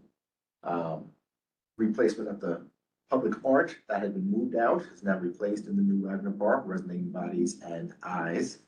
And then programming with some of our local downtown and Battery Park City specific partners, including Poets House and the Museum of Jewish Heritage, Cosmetics being a Grammy Award winning group. That was last month. Next slide.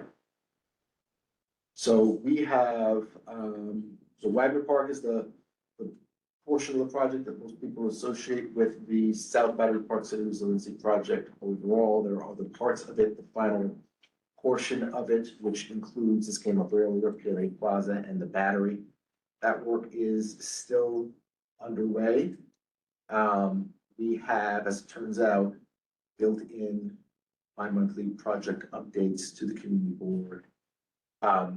Every month, the next one is a couple weeks from now. We should have some more precision around the time frame for the completion of the final portion of the South then in November. The one thing I did want to bring to the community's attention tonight, however, is that the Wagner Park itself opened up on the 29th, as we said. The pavilion itself, the rooftop and the bathrooms, so that's the building portion, will be opening to the public later this month. More to come on that, but for now, mark your calendars. Toward the end of next week, the building portion, the rooftop and the restrooms, we just talked about restrooms, will be opening up to the public. Rick Fogarty, who many of you may remember his name, he was our construction liaison for the South to the start of the construction. He was succeeded by Katie McDougal, who'd been coming to the community for the better part of the past 2 years. Katie's wonderful. She's gone back to school. Rick is back on the project, and he will be back at the Battery Park City Committee on the 6th, picking up the CCL duties and updates as we have them. That's the south project, and I can turn it over now to Claudia to jump into the northwest. Any quick questions on the south? I think. Okay. Okay, thank you. Claudia, thank you. One question, Yes. what's the plan on the restaurant? The restaurant is, we had talked about this, the BPC committee, where group that has been selected is JDE, Jabber Dorado Enterprises. The proprietor owner of it is Daniel Dorado's Battery Park City resident. And that should be opening, again, without an exact date, for summer 2026. We should have that restaurant open for business. There is a small kiosk in Wagner Park now, which is selling samples of what some of the food may be. They're not full meals, but just some kiosks. So it's kind of like an arch. An arch with like blue and white stripes in it by the Museum of Jewish Heritage. And they were selling some small samples for the time being on a limited basis, leading up to when the restaurant opens next summer. Is that a permanent structure? It's funny you mentioned that. Permanent structure. Oh, I had never seen that before. Okay. Not permanent, just, to give folks a taste of what's to come. Very visible structure, but not a permanent one. Not permanent. Thank you. Visible, Claudia. Okay. Okay, so, hi, everyone. So you've probably seen some of this before. I know we were at EPC last month, so I'm going to sort of revisit some of the things we talked about there, given that we are, after 4 years of lots of engagement and planning and design, moving towards construction of the Northwest Resiliency Project, which sounds crazy to say out loud in a setting. So basically, this project is anticipated to begin this fall and finish in the fall or late 2030. That is a very long timeline. We are doing the project in phases. This first phase of work, sort of the artist formerly known as early works packages, but what we're calling site readiness work now, is beginning in early November. Permitting, that sounded terrible, but you know what I meant. Permitting pending. And it's expected to last about 6 months. I'm going to go into the locations of that and some of the detail. We have the 9A crossing, which is expected to start next summer. North Esplanade, which is also expected to start next summer. Rockefeller Park, which is starting towards the end of the project so that we can keep the playground specifically online for the duration, the longest duration possible. The park will remain open otherwise during construction. Belvedere Plaza, winter of next year. The North Cove Marina will be starting in the spring. This is the longest duration, and the area around Brookfield Place will be under construction for the duration of the project. I'll get into a little bit more detail why. The South Esplanade, which we call Reach 6, it will begin in the spring as well. That work is also phased, and then South Cove will also begin in the spring of 26. Next slide, please. So we say site readiness work or early work, the way we've described it sort of several times. What we're really talking about are things that we can do in advance of starting the broader construction project. While they will look like construction, it's not sort of the full-fledged project. A lot of this is utility relocation, underground assessments, and installation of a lot of our subsurface DP tide gate infrastructure. We've been doing a lot of underground assessment work throughout the project, but this is specifically around test pits, largely associated with Con Ed utilities subsurface. Next slide, please. So these are locations. We also have some visual aids here with us tonight that have a QR code, thank you to Michael, that you can send. It goes to our website, but also has this map here on the back. This shows the specific locations where we're going to be doing these site readiness work. You can see it's in Reach 6, it's at Rector Place, and it's at Albany Street. It's around the marina. It's at BC Street, adjacent to the ferry terminal. It's at the terminus of Chambers Street, where it meets River Terrace. It's on the North Esplanade, around the Tribeca Point building. It's at the corner of Stuyvesant Plaza, where it meets Hudson River Park. Next slide, please. So tide gate installation. So we have 2 locations that we're starting, that we'd like to start in the fall. One is at Chambers Street and River Terrace. This work is going to be probably about 5 or 6 months. We do have some traffic impacts. We have to keep the street closed for vehicular traffic. Sidewalks will remain open, and the internal drive loops for the building will also remain open. I would note, to the point Laura made about wayfinding signage and making sure people get around, we're sort of launching this very large wayfinding signage program because this is going to be very messy and very confusing for people for a long duration of time. So we're trying to make sure that we're providing clear signage so people know where they can go, where they can't go, vehicles know where they can go and where they can't go. At Albany Street, we're doing a similar tide gate installation.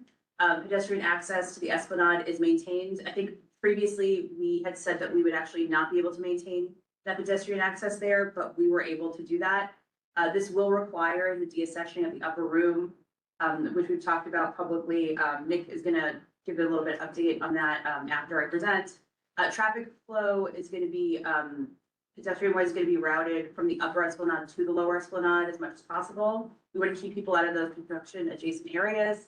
And access to both Hudson Tower and Hudson View West and the internal drive lanes between those buildings, they have an internal parking lot will be maintained while this work is ongoing. And coordination with all these buildings is also ongoing as we move to advance this work. Next slide, please. At Rector Place, so this work is expected to be next year. This is again another tide gate installation. Rector Gate, which is a large public art piece there, will be protected in place. We'll have to remove some bench seating just to be able to facilitate this work. And access and egress to Liberty House and Liberty Terrace, which are the 2 residential buildings on the north and south sides of Rector Place, will be maintained. As you probably are aware, we had to do a tide gate installation for the south project. There are actually 2 tide gates at the same location. It's just how it is. It's unfortunate, and we know it's, not what we had anticipated to have to do twice in the same location, but it's the way that we have to do the drainage for this project. At VC Place, we have a large 96-inch sewer where we have to replace the tide gate. This runs right up against where the ferry terminal is and right next to the Irish Hunger Memorial. So the seating area where the glass benches are today, right next to 300 VC, that will not be accessible because that will be a construction staging area. But for the most part, we'll be maintaining pedestrian access to the area. And also, we're working closely with the Port Authority and New York Waterway to make sure that we allow for clear queuing for the ferry terminal, because we know that that is going to have to be maintained and also adjusted as the construction moves. Next slide, please. So North Cove Marina, so this will be very noticeable. So the star, by the way, on the left is in the wrong location. It should be on the red box, but it's more editorial than anything else. So here at Waterfront Plaza, which is right in front of Brookfield Place, we have to relocate a very significant ECS, Empire City Subway, also telecommunications by any other name, duct bank, which sits over the path tube, which we have to build a bridging structure over. So before we can start that work, we have to basically reroute this telecom line, and we have to dig a trench through the plaza up to the area that's close on the upper right-hand corner by 300 BC. So we will not have access to Belvedere Plaza, part of the lower Esplanade, and a section of Waterfront Plaza will be closed, but you'll still be able to move the upper plaza out of the Winter Garden, and there will be pedestrian access maintained. And we'll also here have a very significant wayfinding program just because there is a lot of foot traffic that goes in and out. Next slide, please. Okay, so here, this is at the North Esplanade and Stuyvesant Plaza. So we have to do target installation here as well. We have to narrow the entrance to the North Esplanade, which is not an ideal situation given that it is very narrow to begin with. But we will be maintaining egress to Stuyvesant High School and Tribeca Point on the North Esplanade.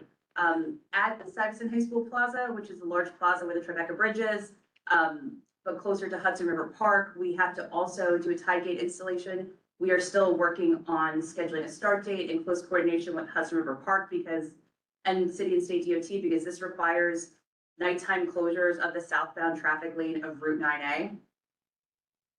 These areas will be still plated, once the work is done, and then reopened at night when that work is happening. But it does require a lot of coordination there. You have city bike stations that need to be relocated. And we have to reroute the north and southbound bike lanes inland while this work is happening.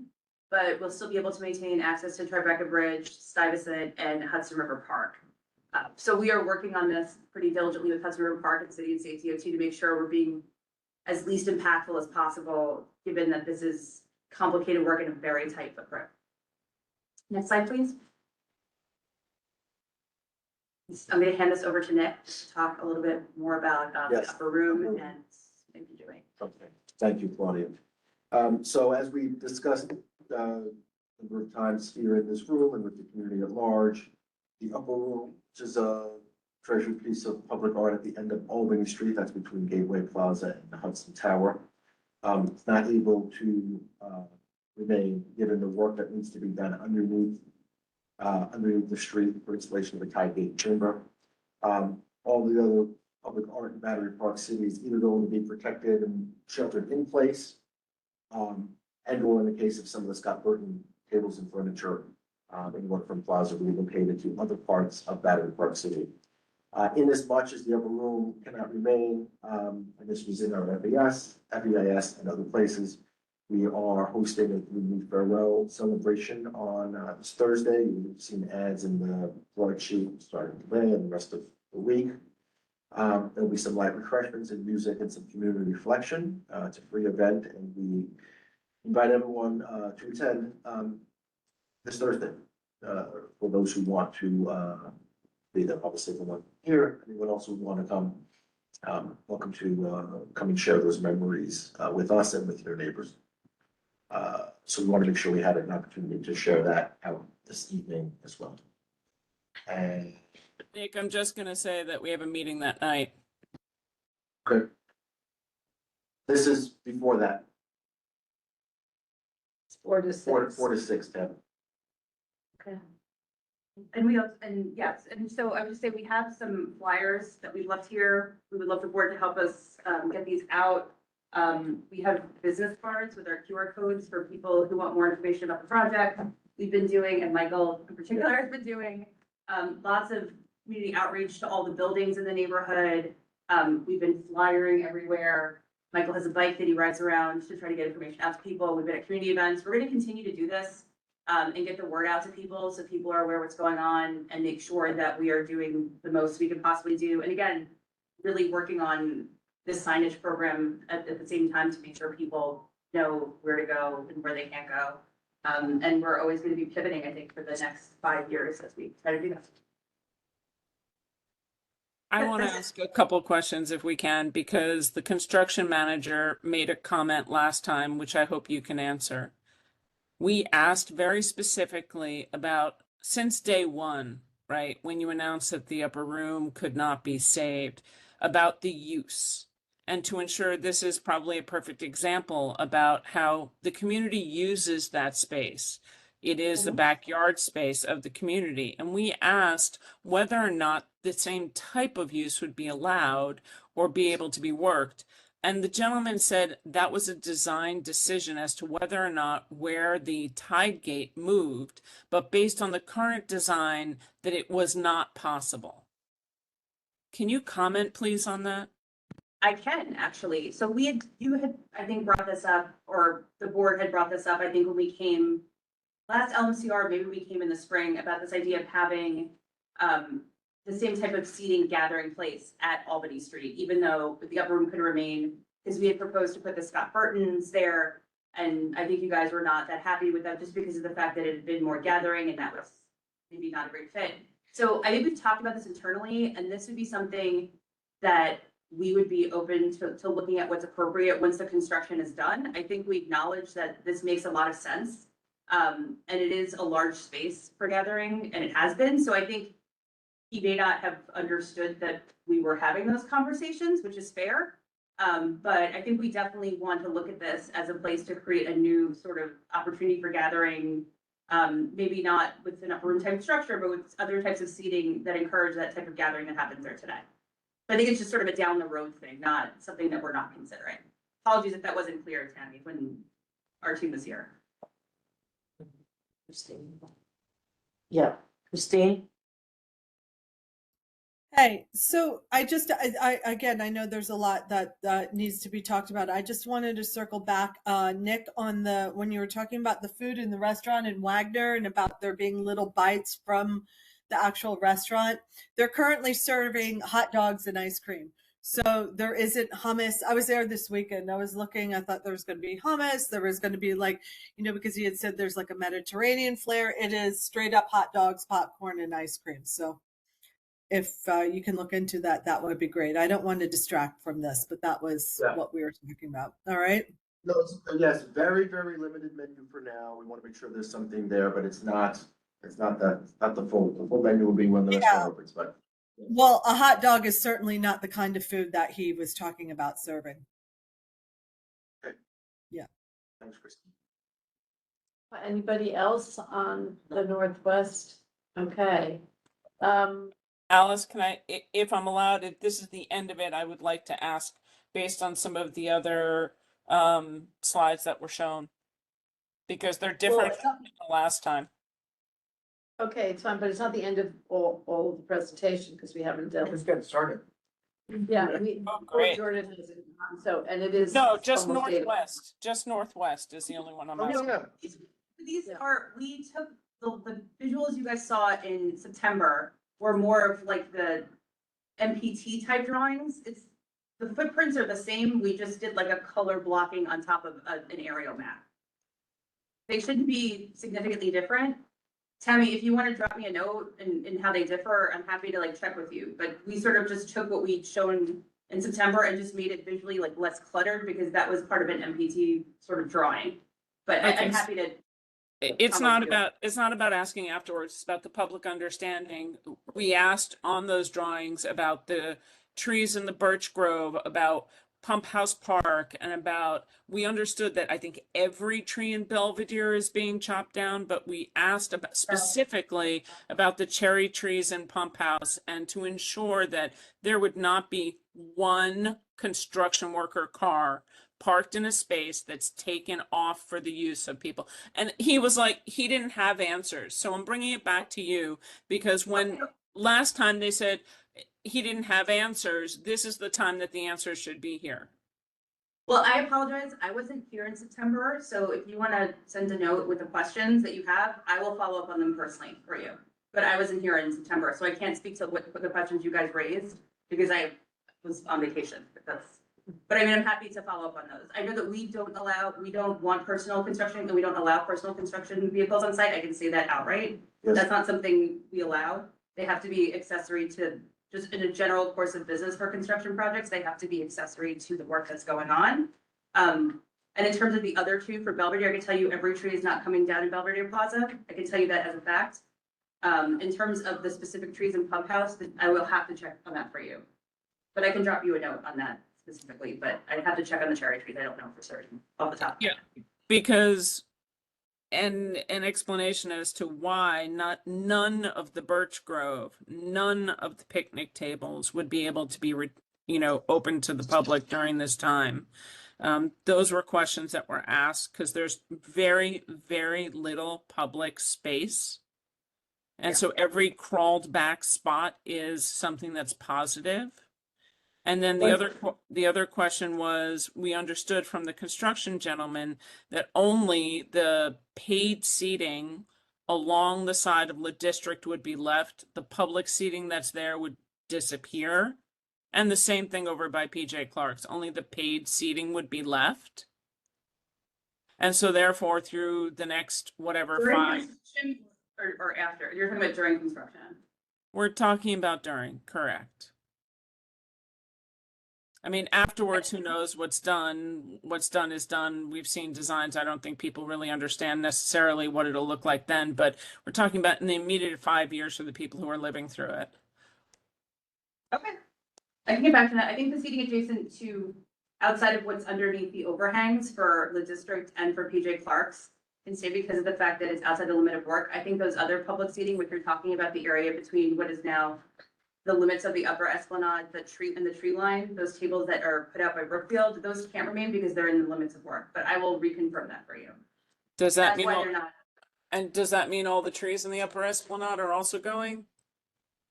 No, we're able to maintain the trees outside of the district and outside of, PJ Clark's. We're able to keep those protected. But there's no way Very to high- keep any public seating over on Not- those spans. Not during the first part of the work. We are gonna be phasing the opening of the plaza areas as they're complete. We're turning them over. But there's just, the whole area is gonna be under significant construction where it becomes a safety concern about having people sitting that close. I can check about the picnic grove though. That's one thing I'm actually not like 100% clear about. So I'll check on that area. Just want to suggest that, thankfully we have Jeff Galway's committee at the Battery Park City, which I think the quality of life issues surrounding many of these items will be fully discussed at upcoming meetings, I suspect. So I just want the public. Alice, have- this is the fourth time this has been presented and there's still no answer. So no offense, I'm not being offensive, it's just factual. It was asked at Jeff's committee, it was asked at EPC last time, it's been asked third time. I assumed with this update that we would get a final answer. But if we don't ask the question at every opportunity, we can't close the loop for the public. And there's a certain amount of equity here, right? That you're talking about. You either pay for seating to be sitting outside Brookfield because there is no free public seating is a very inequitable solution to figuring it out. So I'm putting it out there again, and I'll shut up now. Thanks. It sounds like, no, it's a fair point. No, I unfortunately wasn't here either last month, but I assume you're gonna follow through then very specifically to the concerns that Tammy's. Yes, Like, well. yeah, that's great.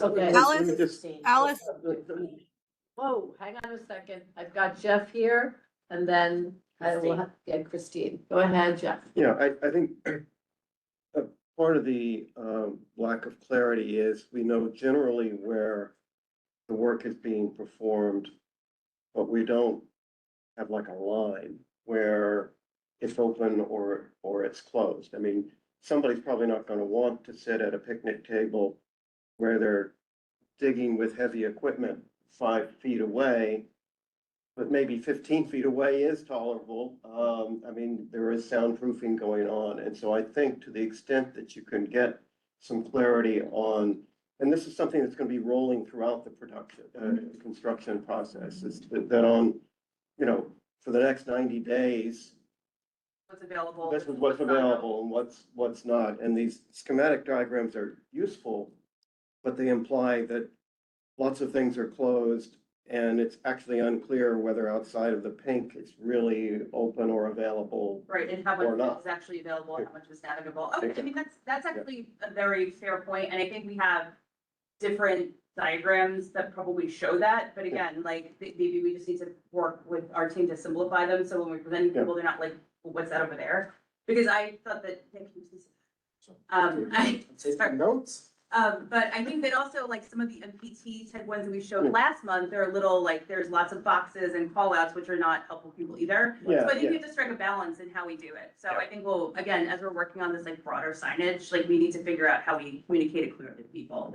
Do you think there might be the time for a tour at this point of sort of what's to come? I remember that being quite helpful, sobering as it was for the earlier project. This might be a good time before, you know, frost hits the ground to do that with the public.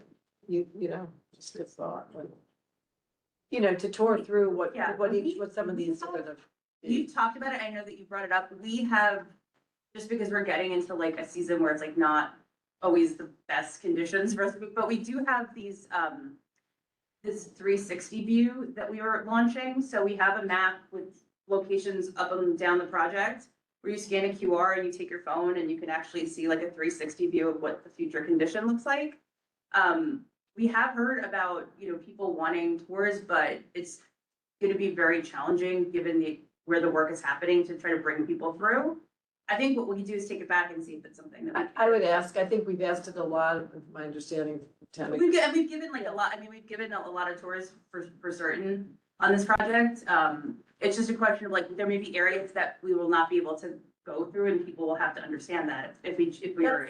Understood, but I think, you know, before things go for long, I think just would be wonderful to then just stand there with this three-dimensional, attention video or posters or such. So people really, people who are living there, really understand, because I think that's critical. And I also think that your wayfinding should really be very explicit as to what's closed, what's open, and also for how long. We're talking years here. I mean, I'm looking at your times, it's nothing's less than a year and a half. People should be aware of that so they can kind of coordinate what their lives will be like. So, okay, so there'll be a follow-up on the Tammy specific questions on when we could schedule a couple of tour dates. We'll have to take that, we'll take that back and see if that is something we can accommodate, again, we tend to think about safety issues, so we'll come back to you on it, I think. But we've asked about it as well. We asked in the last meeting. I know you weren't here and neither was Alice, but we did specifically ask about it, and we did follow up because you can't ask a question of a QR code. The outreach team told people in public meetings and public things, go to a website to find information. That's actually not what I would call engaging the public in a robust manner. The construction team's like, yeah, here's a QR code. You can learn more information. And he couldn't answer questions to people on site. And I think that was not representative of what has been done in the past, and not representative, quite frankly, even of where we are today. So it does seem like you're going down the road, not you personally, not you, Nick, because you do always answer when we ask you questions, but sorry about that. But definitely you, in terms of the BPCA, does seem to be pulling back towards a more technologically oriented response method. And while that's great for people who understand and may have been along and need to double check, for the people who don't, I find it not engaging and not the best way to have that, which is why we keep asking for the tours. So as Alice points out, as you're walking down, even if you're using the QR code, you can ask the questions. okay, heard, and we will talk about it internally. When you're saying that the southbound traffic on 9A, is that the lanes are fully closed completely, or is it just one lane of traffic? Like, will the road be closed? And if so, from where? It's not a full road closure. It's like a lane closure. Like, it's not like a full, we're not shutting down all of 9A. That would never be allowed. We would never be allowed to do that. It's a lane, it would be lane closures. Thank you. You're welcome. Christine. Okay, this will be the last, I think, question on this. Christine Dimmick. Hi. So I just wanted to concur and agree with my fellow board members on this about the clarification of what's being closed and also what's being taken away. I just don't think it's very clear to anyone in this area on the Esplanade and Pump House Park. I believe now we're keeping half of it and half of it's being taken, like leveled, okay, to the ground. And then I'm not sure about the picnic tables and that whole garden area, if that's going to be leveled or if that's just going to be closed off. And then I'm also not sure where all the runners are going to go. And I brought this up too. I've brought it up several times. If I realize that you guys don't live here, but we do. And we're well aware of the foot traffic that goes there in the morning and the evening. And with the marathon going on, there's an enormous amount of runners, running clubs, and we also have walkathons and we have all this. So I'm hoping that along with Tammy's information and everyone else who commented, if you can please give us a clear diagram of what is happening to Pump House Park, to the picnic table areas, and where that traffic's going to go for runners and how that's being mitigated, if that makes sense, because we have asked several times. And that's it, Alice. Thank you. Thanks. So I think you've heard it loud and clear. I think a diagram would be a great start, follow up with the tour. And if there's a question, Tammy, I know will be able, and Jeff will be able to answer that probably as to what the community is specifically asking for. It seems clear to me, but if it's not clear to you all, I would make sure you follow. I think heard loud and clear. And Yeah. if there's any like sort of clarity I need, Tammy, I know how to get you. Okay, great. All right, I think we're moving on, if I'm not mistaken, so, Yes. and it's before 10, I'm happy to report yours, Before so 10. let's go, This thanks. is a lengthier update, but Thank it's you, certainly guys. something Thank you. that Thank you. was requested. Oh, gosh, you know, one thing though that didn't happen, we did not hear about, did we hear about PRA or anything? Oh, Yeah, we didn't. About the hear about- building itself? Well, you were gonna follow up with PRA when you got to your moment, which was now in terms of, yeah, what's going on there. Yeah, so PRA is closed off while the construction along the South Battery Park City Resiliency Project finishes up. Windows and doors have been replaced, which. They're in the process of being Which we presented the BPC committee about. The building overall, nothing to report in terms of its future, but then the work in the plaza it's still underway. One of the things that is contemplated, though, for the benefit of the group here, in the lease between BPC and the city of New York, is that PRA is contemplated as a potential embarkation point for Statue of Liberty ferries. Nothing's been decided yet in terms of what the future of PRA will hold. It would be just for that use, embarkation point for the Statue of Liberty ferries, that, I mean, would there be other uses incorporated into that building in your minds? Or that was it? Yeah, not anything more that I can report. And what's the timing on the completion of the PRA Plaza? We're gonna have more precision around the time frame at the BPC committee on November 6th. Don't have it yet. Well, can you give us a ballpark in this sort of, like the resiliency aspect of when that is going to be applied into that plaza? 2026. In 2026, of next year, we can hope to see that cute area finally shored up. Okay, sorry to throw that in. Yeah, David. Would you consider the use of PRA for sale 250? It's something I can take back.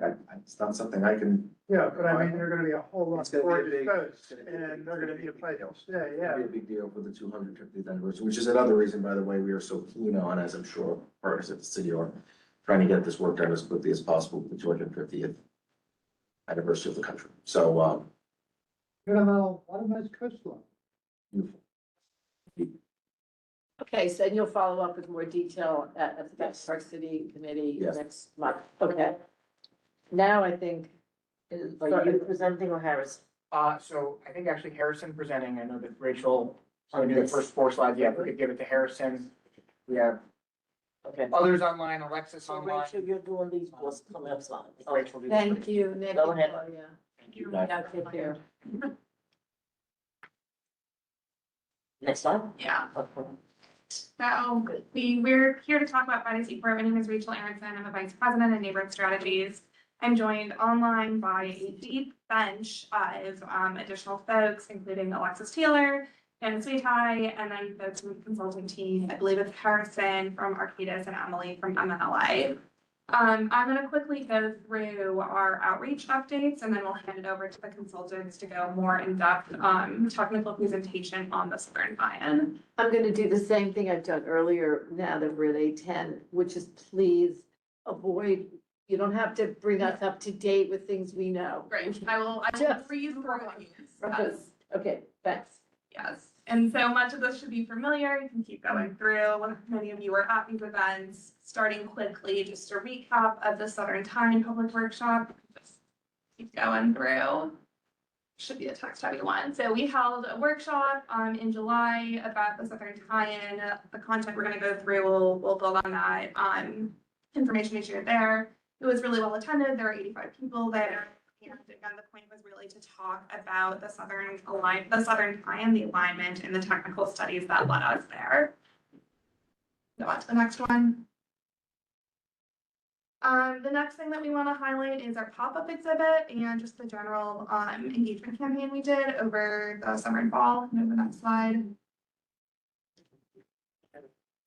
Throughout the summer, we did a concerted push to really get the word out about the project and just generally build awareness. This looked like holding several walking tours throughout the summer. We were doing tabling, especially in the Battery, and also launched an ad campaign at the Whitehall Ferry Terminal and along the NYC ferries. So really building awareness of the project, but leading into what the next slide is, which was our pop-up exhibit in the Seaport. I think many of you all attended. We thought this was a really great opportunity to do engagement in a different way. We had physical space in the Seaport through the Seaport Museum. We were there for 3 weeks. Over 1,500 people stopped by. Over 90 people attended the site walks that we hosted in coordination with that pop-up exhibit during those 3 weeks. We had a performance with Flood Sensor Auntie along the waiver tree in coordination with the Waterfront Alliance. And again, just found it really well attended and really helpful to have the renderings that we've spent so much time talking to you all about blown up so large, being able to talk it through, reaching a broader audience. So we thought this was really an effective way to get the word out and just continue to build awareness and support of the project and to hear feedback. And that's that. So I will hand it over to consultants. Sorry, guys. Thanks, Rachel. I'll take it. And actually, do you mind if I share my screen just so I can click through some of the I slides just a little want to bit? know who I want to know who am I giving it to, and then we'll go from there. Okay, so I'm going to stop, and then I'll give you Yes, thank you. by your name, so I can give you. And then there you go. You're on a roll now. You have it. Thank you. Perfect. Share. And I will share this screen. Let me know when you can see it. Please make sure you send the slides to Lucy as well. All right, thank you. Yeah, absolutely. All right, so I'm just going to go through a couple slides at the beginning that we did present at a previous CB1 meeting, so I'll be pretty quick. But if you have any questions, please let me know, and I'm happy to talk through anything. So as a reminder, in order to protect Lower Manhattan and specifically the Five Eyes Seaport neighborhood, we have to tie into high ground on either end of the project. And in the southern end of the project, that means we tie into South Battery Park City, up near Bowling Green around +20, kind of where you can see my cursor. There was a question earlier about how all of these projects kind of work together. I think this does a really good job of showing that. So as a reminder, Battery Coastal Resiliency protects against that tidal flooding. So our project, which protects against both tidal flooding and coastal storms through 2100, connects to Battery Coastal Resilience right here near the US Coast Guard site. So that gives us full protection against tidal flooding at that +11 mark. Then what we're going to be talking a lot about today is how we get that coastal protection. So that once again ends right here at the ferry hub, and we need to route coastal protection all the way up through the Battery to this +20 mark, where we can tie into South Battery Park City. And that just kind of shows if we don't build this protection, we see that we see protection from tidal flooding, but we do get coastal storms that crest over Battery Coastal Resilience and would flood the neighborhood through the southernmost tip. And one of the big goals of this project is to create integrated and closed flood protection that also has a connected sequence of enhanced public waterfront open space, so connecting the Battery, Peter Minuit Plaza, and the new waterfront park that Five Eyes Seaport is looking to create. As a reminder, that has 8 acres of new open space along the Five Eyes Seaport waterfront.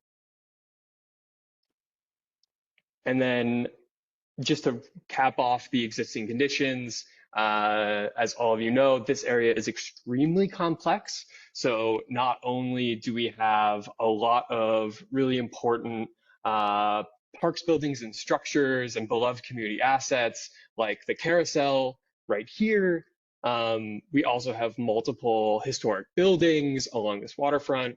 And under the Battery, we have a mix of either vehicular infrastructure with the Hewell Carey Tunnel, the Battery Park Underpass, and then we have a ton of different MTA subway infrastructure, including the 1 train loop, the 4-5, and the RW that runs down here over near Whitehall Street.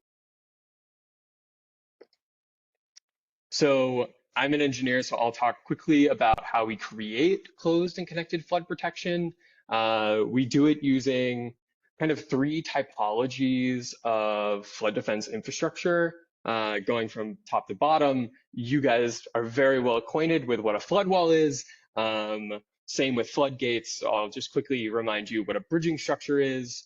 In the case where we need to cross a tunnel, we're not able to drive foundations in or through the tunnel, so we have to construct a rather large concrete or steel platform that goes across that tunnel. And in every case where we try and do this, we try and do this at a perpendicular angle like this, where we have the smallest bridging structure possible. The reason why is because when you run parallel to the tunnel or on top of the tunnel, the bridging structure needs to be much larger and much longer, which AKA goes to much more expensive to provide the same level of protection. So I'll spend a little bit more time here talking about some of our alignment studies. We presented these at our public workshop, and I'll go through 1 through 3.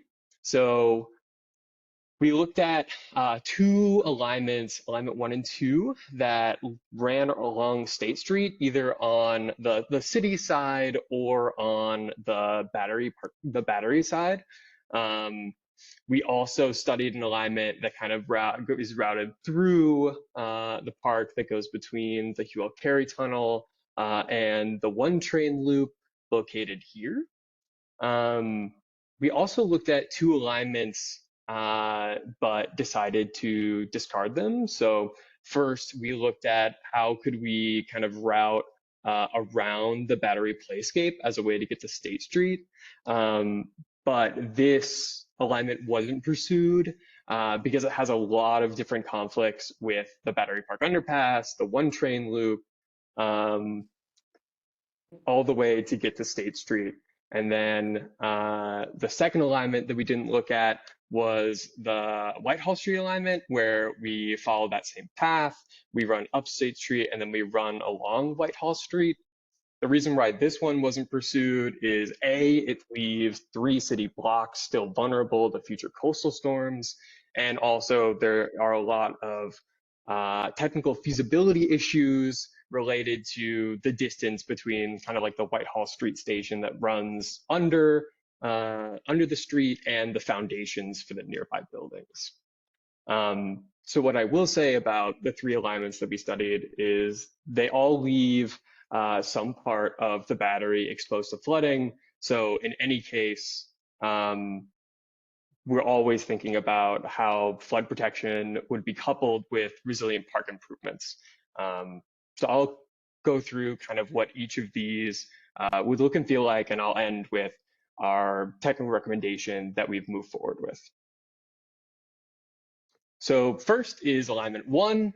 So after crossing the Battery Park Underpass, we have to build this large bridging structure here. And then what we try and do is we try and get outside of the battery as fast as possible.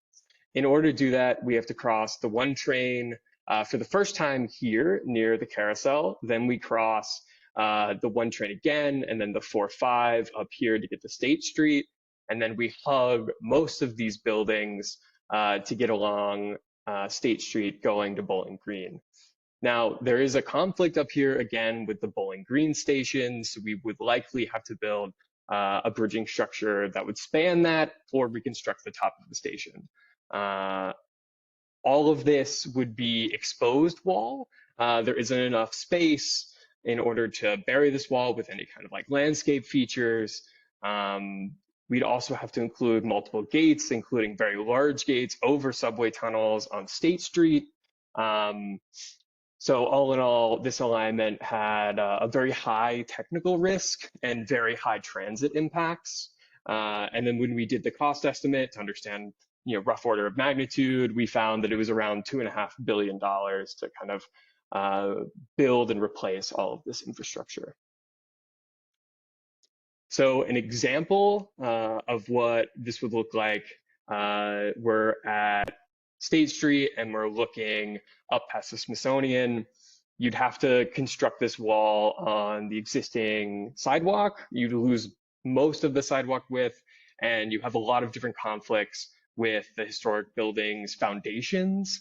So there were a lot of technical challenges here. And then to cap this off, in order to build this bridging structure, we would need to dig up the entirety of the street in order to pour in this new slab.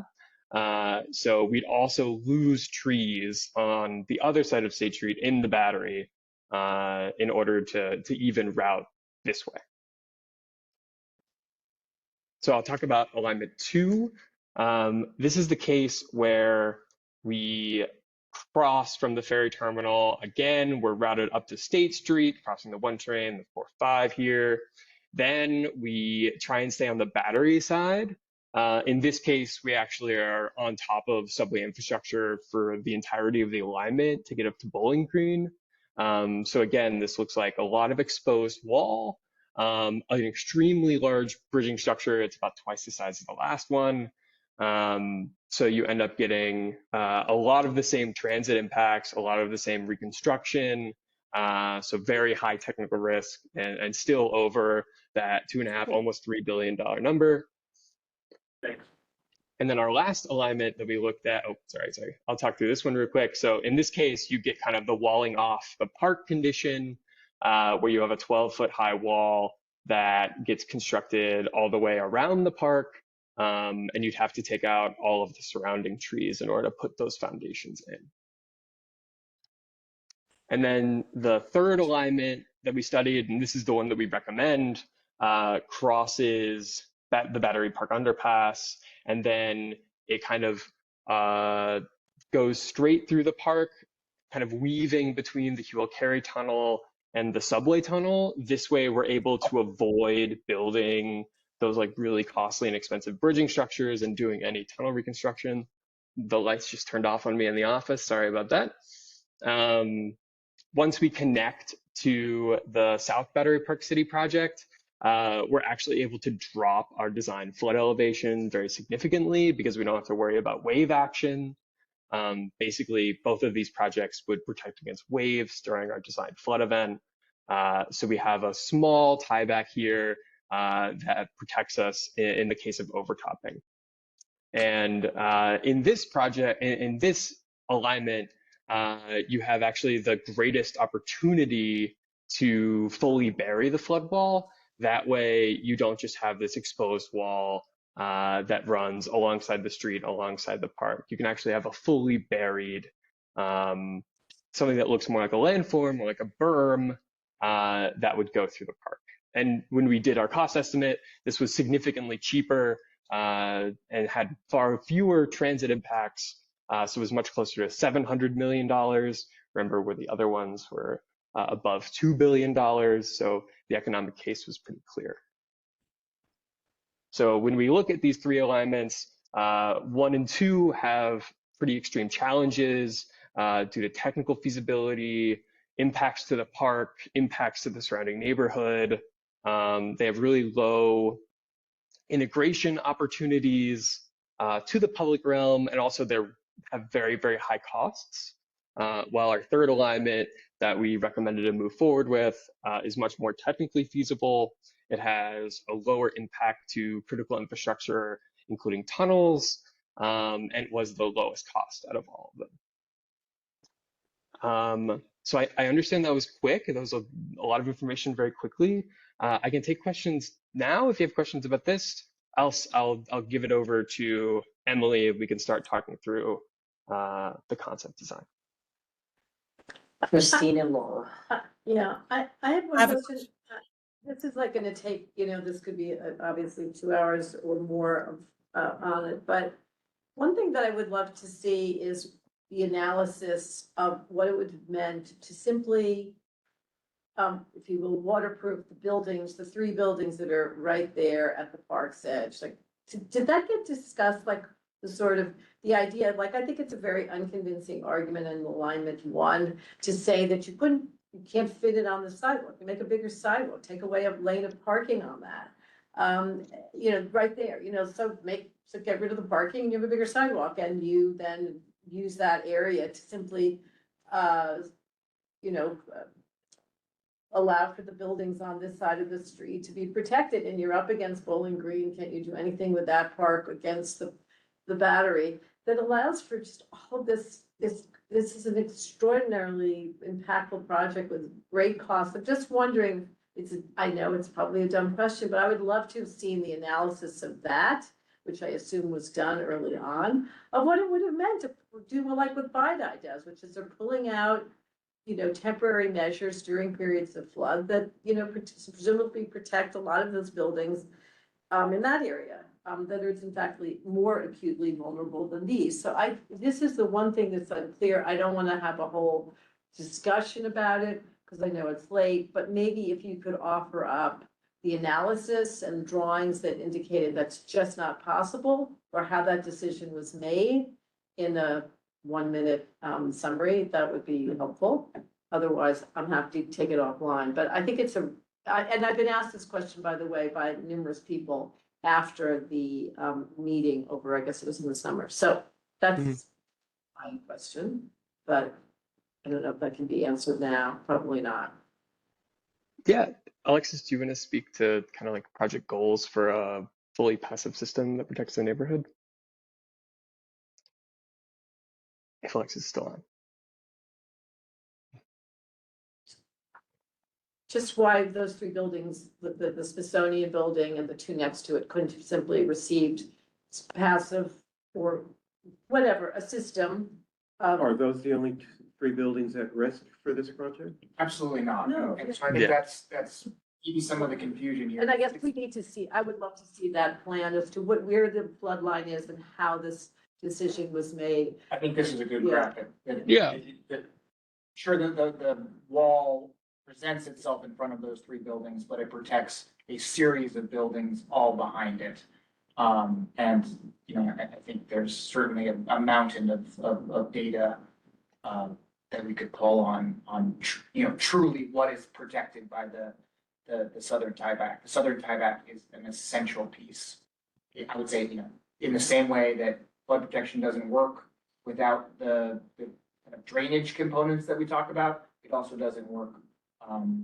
Once again, it's not just those three buildings that the wall is in front of, but kind of everything else that water coming from the Battery would catch, that front line plus a series of buildings behind it. And I think the point that Harrison was alluding to is this desire to have as much passive protection as possible. So it's not just the buildings, we'd have to do the streetways in order to create that complete compartment. So we can tie into high ground so water doesn't come up and around. And so the buildings are one piece of what the flood protection would have to look like, but then it becomes incredibly challenging about those pieces in between.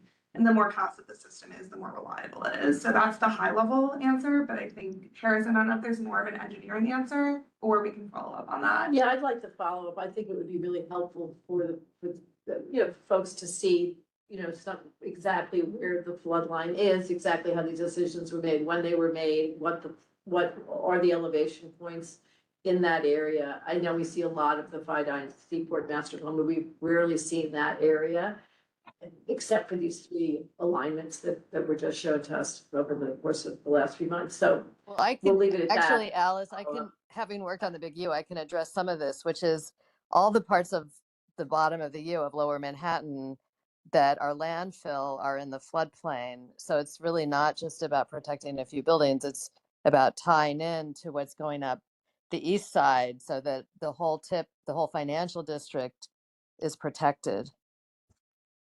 Well, I think, that's the other side. I was talking about the going north, but anyway, I feel like, the answer is gonna be obvious to you. Of course, we need it, and that's a very fair answer. I just want to prove some sort of visual, better understanding of how that decision was made. And I'm sure you can provide it. So anyway, go ahead, Christine.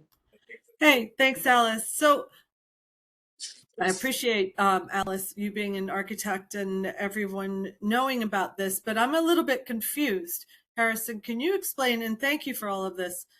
Yeah. The work that was just done, the work that was just completed in the battery is not going to protect the battery from flooding. Is that correct? It will protect the battery from future tidal flooding. So this work in the battery located right here, kind of called out in red, that's the BCR project that talked today. So the wharf's being reconstructed at plus 11 feet NAVD 88, and that makes the battery resilient against future tidal flooding. So that's one, yeah. Define for everyone out there, for the community, the difference between flooding and tidal flooding, please. Was Sandy tidal flooding? So, okay, yeah, this is a great question. So tidal flooding is high water that happens every day. So with our expected amount of sea level rise by 2100, we expect to see tidal flooding just under around plus 11 feet, NAVD 88. So by rebuilding the waterfront up to that higher level, we're actually able to protect against that flooding that happens every day. What's then about coastal flooding is that's storms like Hurricane Sandy. So that's like big coastal storms that have a surge component. So in order to protect against those storms, you actually need to build much higher. So in the instance of South Battery Park City, they're looking at coastal storms through 2050. So that means you build to around 18.5 to 19, depending on where you are on the waterfront. The FiDi Seaport project, since we have a much farther implementation window, we're looking at protecting against coastal storms through 2100. So that means that we build all the way up to plus 24 to plus 26 in some areas. So much higher. And in that case, when we have a flood event of that magnitude, you would see overtopping of the battery coastal resilience wharf, and this flooding without the southern tie-in would flood the entirety of the FiDi Seaport neighborhoods all the way to the tie-in with BMCR up at the Brooklyn Bridge. I see. So everything that was just done in the battery is only for sea level rise and not for storms such as Sandy, which it completely flooded. So, and then the sea level rise that the battery just completed, how long will that last for? It'll last through 2100. Through 2100.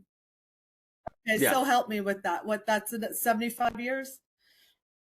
Yeah. And what I'll say is that that's using a really high sea level rise projection. So in New York City, we use the 90th percentile, which means we have a very high level of confidence that you're not going to see sea level rise above that. There's actually a 90% chance that we'll see sea level rise less than what we're planning for. So that's a big win, and that means we get more protection for longer. I see, Harrison. So I just want to add, because I do think that many people in the community thought that what was being done in the battery was going to protect them from what happened during Sandy. No. And I just want to clarify that it is not going to do that.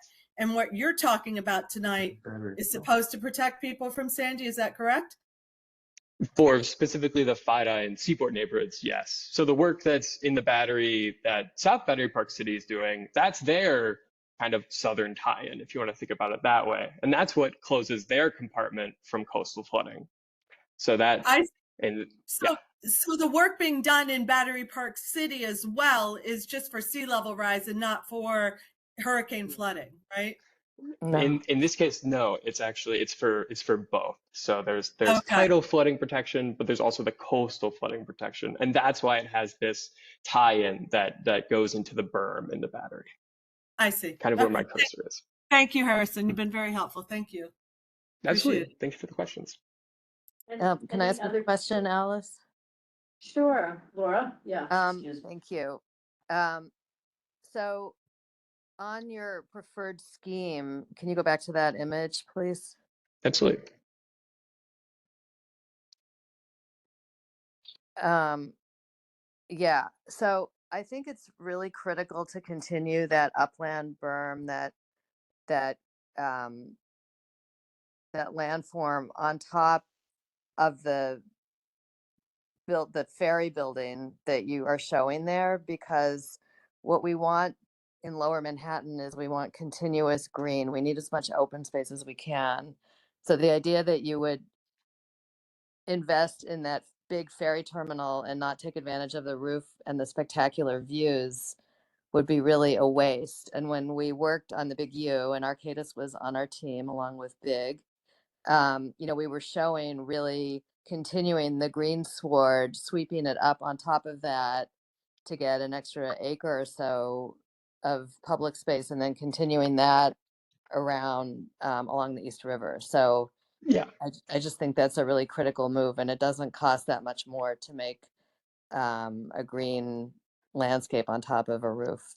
And what I'll say before I give it over to Emily, because I know it's late, the project does include a green roof for the ferry terminal. Unfortunately, Staten Island Ferry has maritime security MARSEC requirements for how the roof can be used. It can't be publicly accessible. But the terminal that's right next door, the Governor's Island Ferry, that roof can be publicly accessible since they have different MARSEC requirements. So it is being considered. But I think this is a big problem because this is where the spectacular views are. Like that terminal building where you're showing it will then cut the views off to the harbor.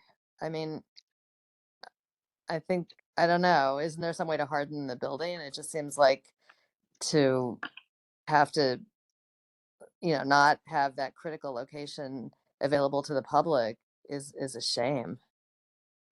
And we can follow up afterwards with more detail about the ferry hub. Or why not put a restaurant up there or something so that people can enjoy the views from there? I could follow up with some more detail afterwards. I'm sorry, I really want to be able to hand over to Emily. Okay. Yeah, Laura, this is Alexis. So we both plan to consider the green roof, but it also is about what parts of the roof can be occupiable space. And I think it matters that we will follow up with you on what the portions of it that can be occupiable, because it's not part of the MARSEC zone. Okay, yeah, that would be great. Thank you. Thanks, Laura. That's a point that's been raised many, many times, and we keep hearing how that regulation somehow can't be whittled down, but I think it's something we really need to work as a community to make sure that we can have that space accessible, no question about it, now and in the future. Anyway, Tammy, I think I can't see. I'm sorry, is Tammy still up there? I took you know what? I took my hand down because let's keep moving. I have questions, comments, but I'll keep it. Let's go. Okay, keep moving. Good. Thank you. Okay, thanks, Harrison, and thanks everyone for staying on the line. I know it's a late night.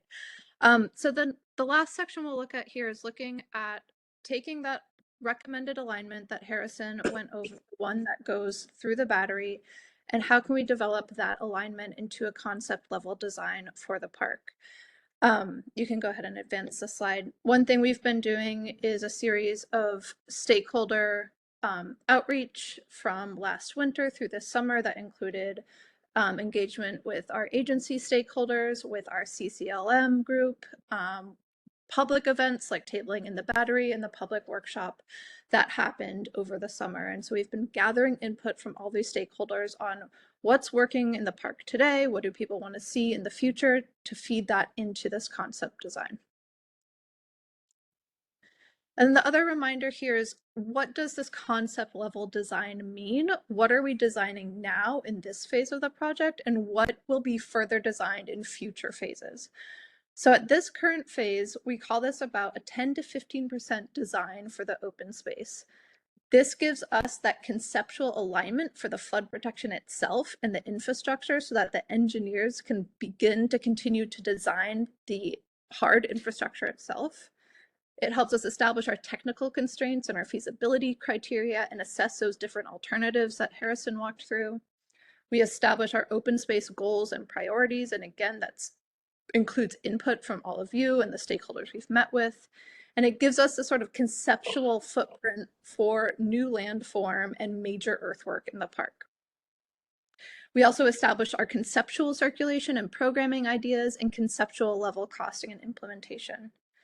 And then what we would look to do in future phases is take the sort of, you can think of it like an outline for a park or a sort of rough schematic for a park. And in future phases, when we move from that 10 to 15% to 100%, that's where the design gets much more specific, both in the engineering as well as in the open space design. So decisions like material selections, furnishings, specific site programs, lighting, specific site elements, all that is still to come in future phases. So we're not there yet to that level of specificity. And there'll be more refinement to things like site grading and circulation, planting, all of those like really fun details will happen in future phases. So just to give you a picture of where we're at today. So we'll take a quick look through the concept design, and this is the same concept that was shared with the public at the workshop in July. So we'll spend most of our time here focused on the proposed concept design on the right, and then I'll quickly at the end just touch on the alternative and explain why that one was not pursued further. So this is looking at the way the park is massed today, where you have in the upland portion a large woodland lawn and the large oval lawn. And if you flip, you'll see that flood protection alignment running through the park. And this is where it lands if you kind of go right in between those two major types of tunnels that Harrison talked about. You can see that we're taking that sort of middle line and wiggling it a little bit in a few places. And one wiggle happens right around the carousel. And this happened after a lot of input with our agency stakeholders and with our public stakeholders, that the carousel is something that was very important to stakeholders to keep in the park in its current location. So it wiggles kind of around that, and you'll see it, we've located a large gate opening adjacent to it so that it's still open to the waterfront side of the park. This image also gives you an image of what it would look like if you just had an exposed wall going through the park, right, which nobody wants. So then our next move is looking at where can we fit landform that begins to rise up and cover that wall and integrate it into the landscape. And again, those subway tunnels on the upland side and then the Hugh L. Carey on the other side is really what is limiting how big that landform can get. So we cannot put all the weight of new soil on top of those tunnels. So our footprint is somewhat defined by the limits of those tunnels. And that gives us a landform that is able to cover a large portion of the flood wall through that woodland portion.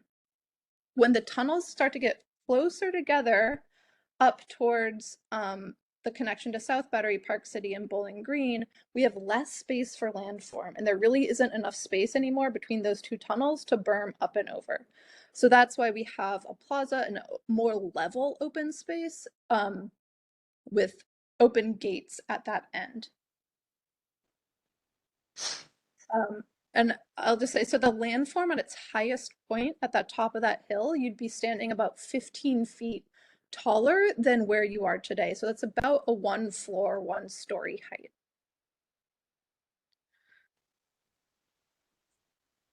Over time, that hill or that berm could be replanted with new trees. So the existing tree canopy that is there today, there would be some tree loss during the construction of this, but then we'd be able to replant many of those trees and restitch that tree canopy in the future. As Harrison mentioned earlier, all of these alignments we studied does leave some portion of the park exposed. This alignment gives us the largest proportion of protected upland. So you do still have, even during a storm event, you would still have about 1/3 of the park open, occupiable, usable, while the cleanup and repair from a major storm was happening on that waterfront side. And then on the waterfront side, we'd be thinking about resilient plantings, soil design, all the things that can help make that floodable landscape more resilient to future storm inundation. This also helps give the parks and the Conservancy kind of a safe staging ground so that their maintenance operations and there's some functionality maintained even again during the recovery from a storm event. And in this image, you can see that these gates all close during those events. It was really important to us to maintain some of the really key circulation axes that exist in the park today. So you have this major kind of historic entrance between Bowling Green and Castle Clinton, and you have another major axis that brings you to the water along the playscape. We wanted to make sure those were maintained in some form in the future, as well as the primary path that goes parallel to the shoreline through the park. What we were able to do in the design of this landform was give it enough kind of generous space to make the slope gentle enough that it is universally occupiable, ADA compatible, to bring a new gently sloping pathway that goes up and over that landform, so that it's a universal experience that everyone can have, that to go up to the top of the hill and see out over the harbor.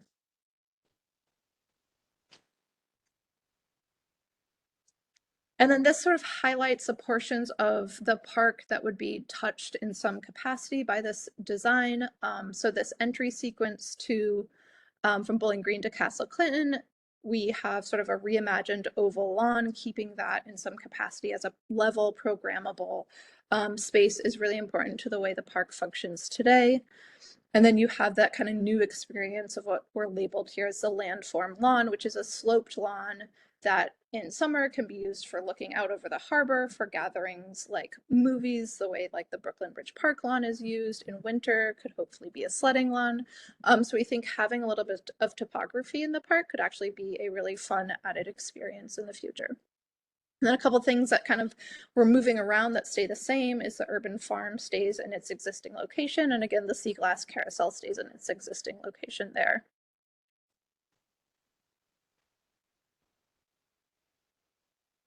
You can. So the next two views we'll look at are from these two locations. One is a view kind of hovering over this entry plaza, and the other is a view hovering over this landform. And this is a section that cuts through the middle of that landform at sort of its highest point. So you see the flood wall here. In this location is completely buried or covered by that landform on either side. And here's that view that's sort of hovering from like a bird's eye perspective over that landform. So the top or the crest of that landform is big enough to be a pretty generous occupiable space.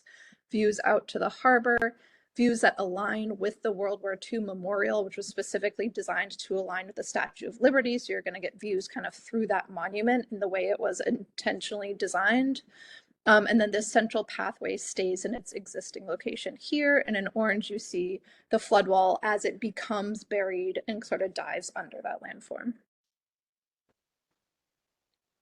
And this is a view hovering over the entrance. We have the bike path in its existing location cutting through what we're calling a new entry plaza, while we have new trees planted to infill with the existing canopy that respect some of the sort of a nod to the historic gestures here, and then that reconfigured oval lawn beyond the gateway that goes across at that location. By the time you get up to this portion of the park, the height of the flood protection is a little bit lower. So what we have labeled here is the flip-up gates that lie flat are now only at a 6-foot height, whereas when you're at the other end of the park, you start out at about a 15-foot height. So as the ground gets higher, your wall feels lower.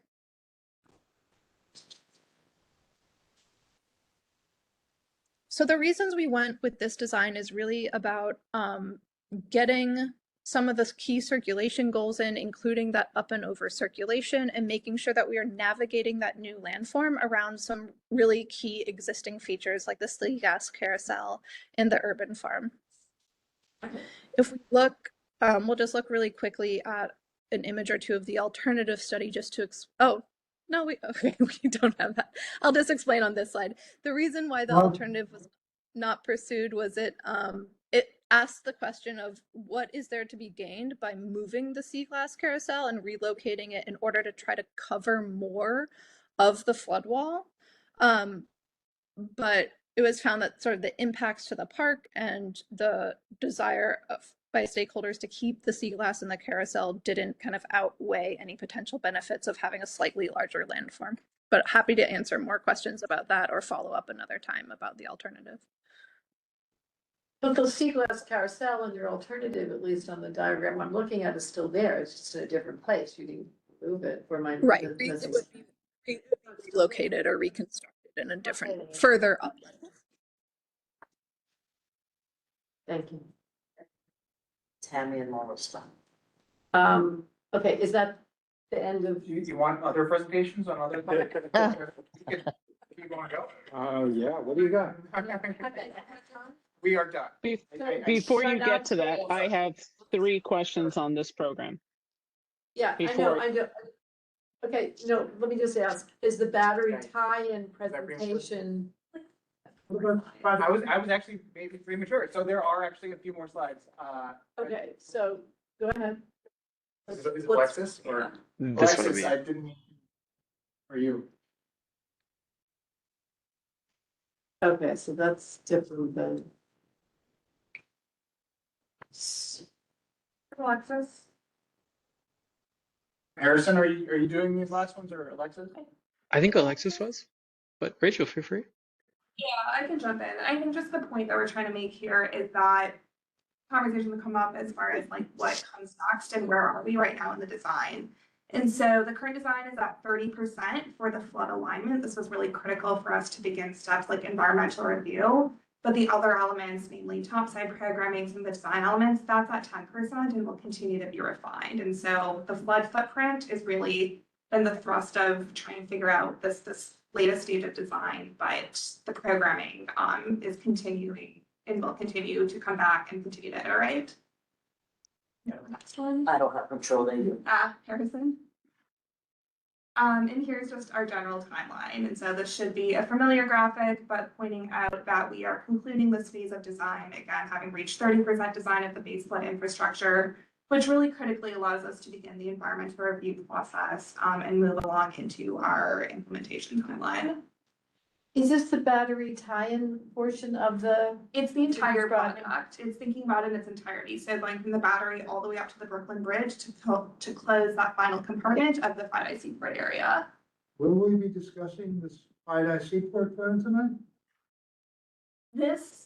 We came here, I believe, based on the request of the community board to talk specifically about the battery tie-in, which is that southern portion that connects to the entire compartment.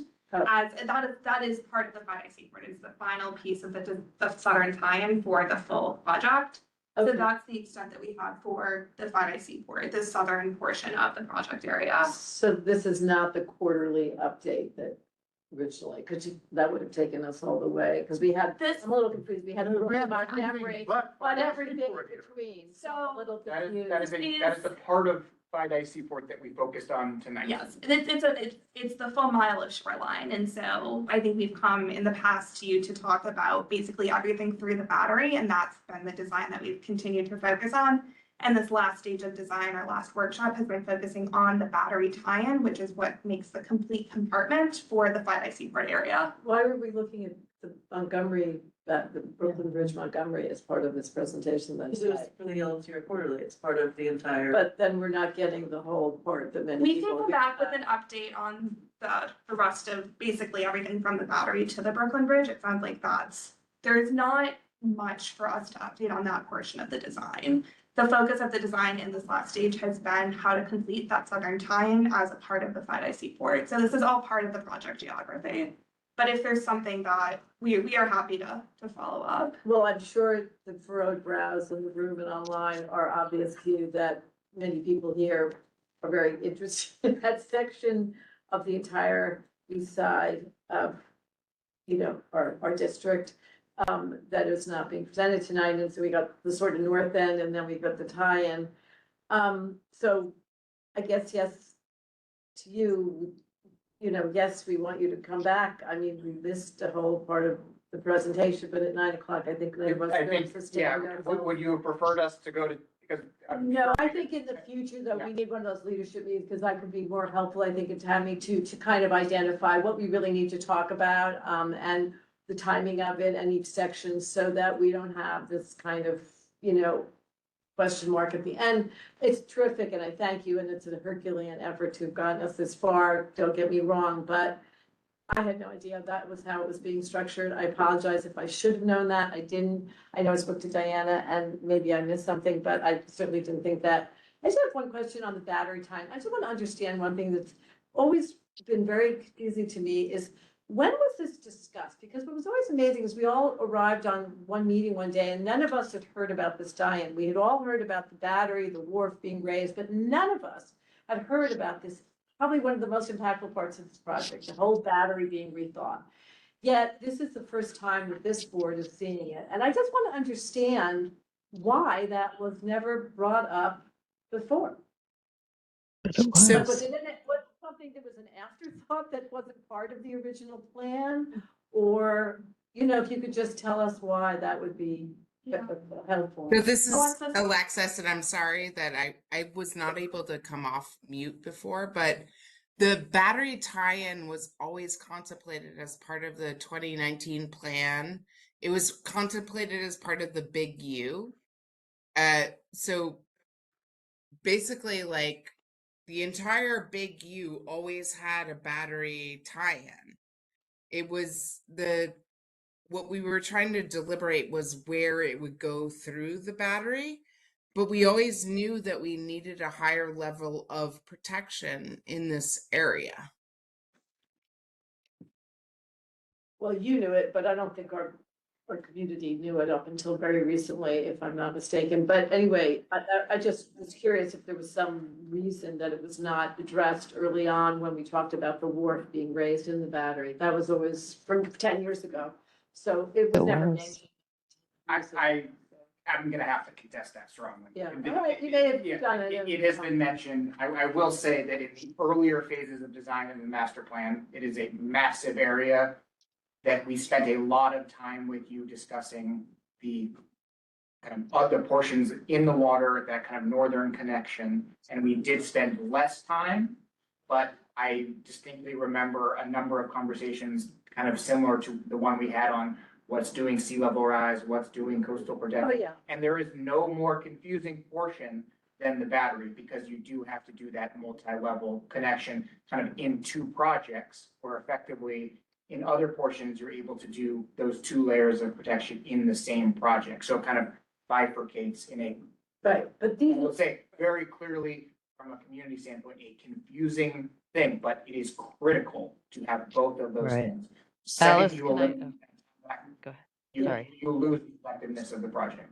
yeah, no, I appreciate it. I just mean, there was, the alignment discussion was a relatively recent one. Absolutely. So Laura Starr, yeah. Just quickly, I actually think, you know, it's heading in a really workable direction. The one thing I would say is, I think it's a shame to have that paved entry plaza at the Broadway entrance. I think, you know, Lower Manhattan is so paved and hard. Like, you know, what we've been trying to do in the Battery for all these years with Worry is when you enter it, it's really the green sward.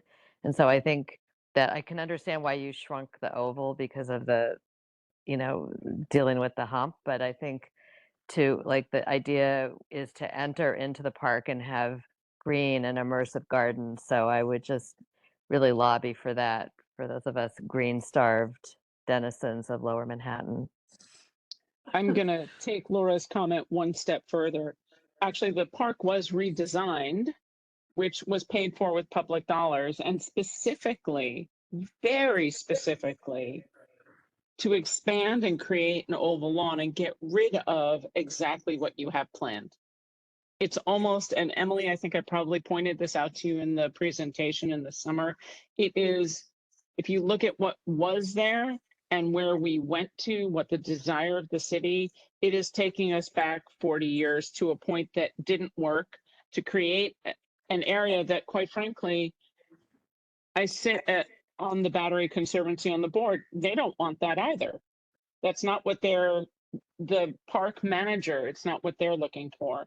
So I'm elevating what Laura is saying to a level that's even more confusing to me, why this would be considered or done when it was, you're returning it back to a point for something that didn't work.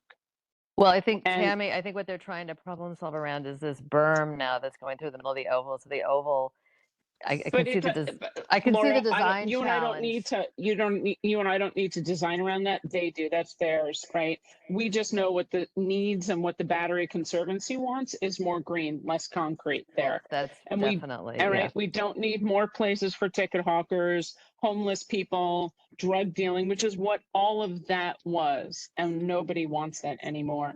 They did not ask for an events platform of concrete. I did ask at a board meeting and they said, no, that's nothing that we want. Right. That doesn't actually work.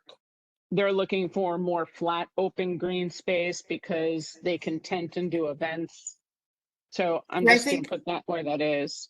Em- Because that, Emily can definitely speak to this. I do want to say that what Laura recognizes that we are still fulfilling the whole like big U vision, and Laura can speak to whether or not it's just going to be hardscape or not. you know what? It's a, with the billions of dollars that's being spent, you guys can come back to us. Unless Laura's on the design team and her firm is part of the design team. I know she was part of the old design teams on the battery. So without having her have to tout for the work that she's already done, which is somewhat being trashed, no offense intended. I'm going to push that back, Alexis, on you guys and have you figure that out. But secondarily, I'm sort of disappointed that all the feedback in the summer, there's not one change, not one difference, nothing that came this way.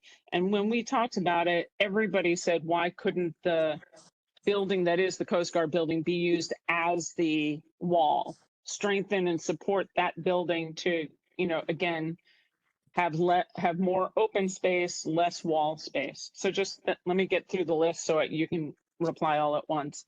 And then we had asked, the only two cosmic conversations about the sea glass carousel was to move it entirely or leave it where it was and build a wall around it. And it's lovely that it's open to the water, which it's a sea glass carousel, but walling in a place that's designed for children is not necessarily safe around where it is. And the conversation in question was whether or not in the walling and the berming, whether you lifted the sea gas carousel in its place where it is, if it's possible. Again, I'm not talking about anything, but it wasn't studied, we were told, and to therefore incorporate the carousel itself into the wall, because we all know when the storm is over and the walls and the flood goes back, the goal is to have the park be open as much as possible. So you're going to sweep the roads, you know, sweep the walkways, have the boats going back to the Statue of Liberty and the sea glass carousel open. But the way it's designed now, you can't even see the sea glass carousel due to the walling. So raising it and including it as part of the defense instead of around it could actually provide better safety, better lighting, better visibility. And we'd love to see that studied, which hasn't been. That was the entrance, the study. I agree. And we'd No, love to see everything that you said, just like, I would also love to study. I think, Emily, we could just give you a couple of moments to say. I had one last thing, and then I'm done. My last question is, do we have an MOU signed with the Coast Guard site? And if not, what is the plan B, which we have yet to see? Oh, sorry. And the last thing was the Battery Conservancy absolutely does not want the restaurant building moved inland. Period. End of statement. They do not want anything moved inland that would take away from open parkland space. So I got all my stuff done. I'm done.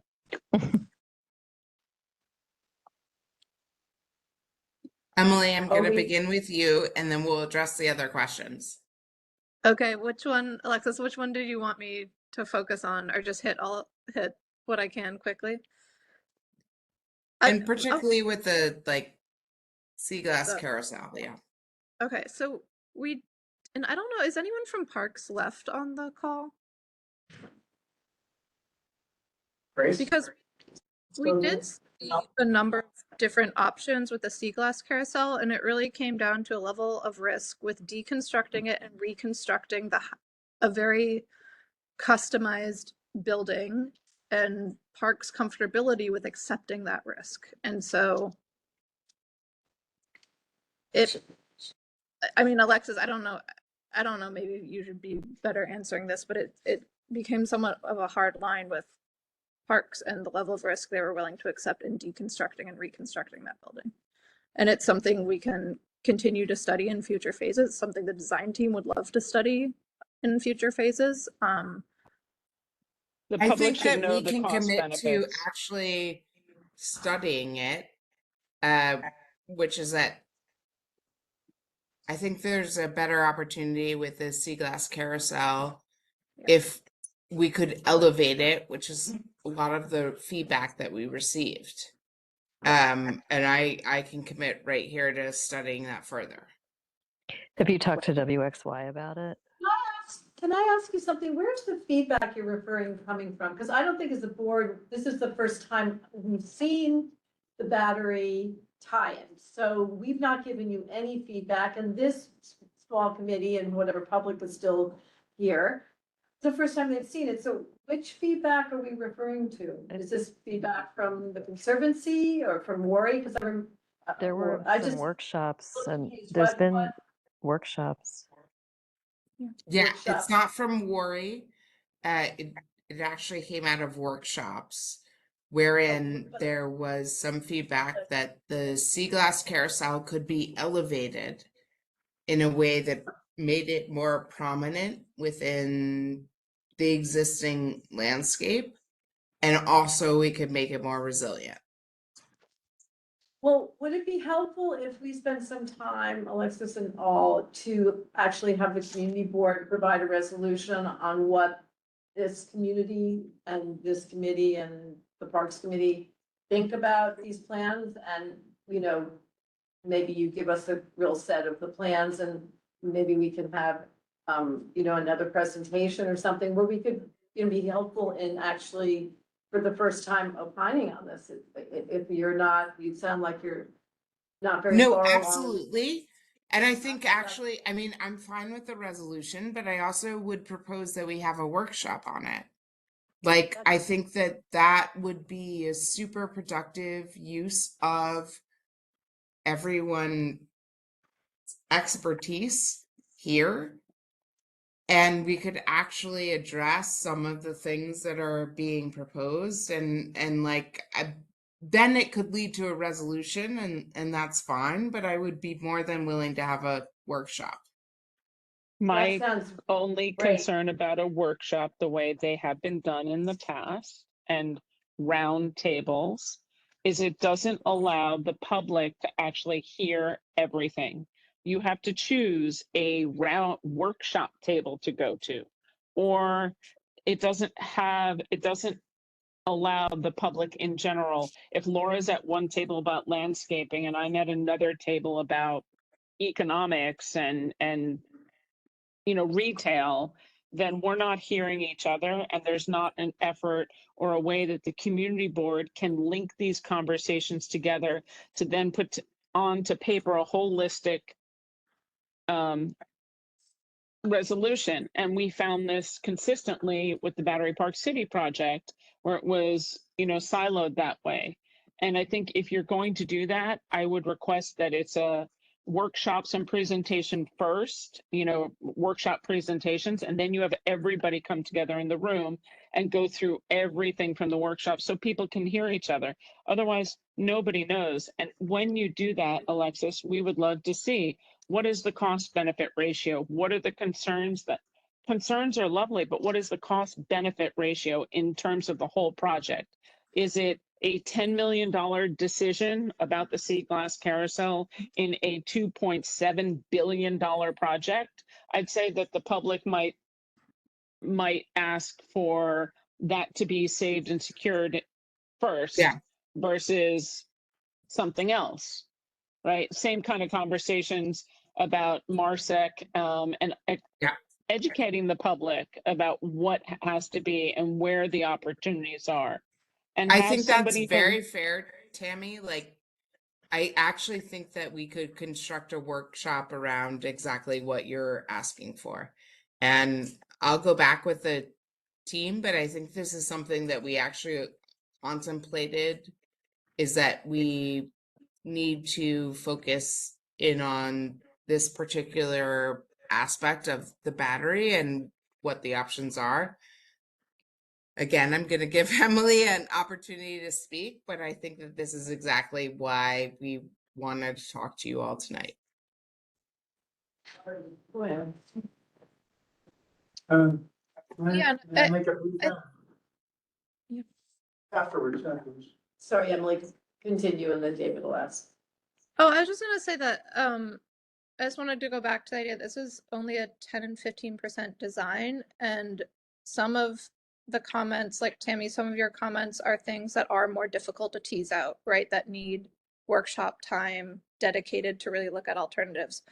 Other comments are simpler things to change that can definitely be addressed in future phases, like the change of a open plaza back to an open lawn. That's not going to impact the engineering alignment, right? Like that to me is, I don't want to say easy fix, but it's right. That's like a much easier thing to adjust in future phases of design when we are able to have better conversations and more detailed conversations about specific programmatic uses and what do we want the character of the space to be like and what kind of planting do you want to see. So I think there's a lot of flexibility for like that comment and specifically about that entry plaza and what that looks like and how green does it need to be or to still be functional for what the Conservancy wants, etc. Whereas other decisions like the carousel have more of like a puzzle pieces domino effect that take more time to explain all the trade-offs with you all, which I agree a workshop would be really great. Is there a plan B? Okay, Without just a second. Let's the just last let Jordan. 2 questions, was the plan B? And yeah, I'll address that. First maybe venture a terrible analogy, that, we kind of embark on these sort of like a musician goes on tour and shows the graph, we have the same lighting, same stage setup. And just because, we heard comments a month ago, 2 weeks ago, doesn't mean the next time we go back out on tour, when we see you in the spring, they will not be adjusted. So I think we've heard, through the 1,500 people that showed up at the open house, and through tonight, and just like we've done in the past, some things we're able to do, the things we're not able to do, we'll tell you, oh, because there's a water main there. And, I think we've shown ourselves to be, honest about what we can and can't do. In terms of the question about the Coast Guard, yeah, we continue to be in negotiations with our friends at the Coast Guard. We do not yet have a signed MOU. They have offered comments. We are reviewing those. And so it has naturally been a process that does slow down because of the shutdown. But as soon as we have that, we'll let you know. Okay, David. Quick ask, current planning in the C4 calls for the demolition of Pier 15 and the demolition and rebuilding of Pier 16. Is it possible for us to have the engineering surveys, the most recent ones of those two piers?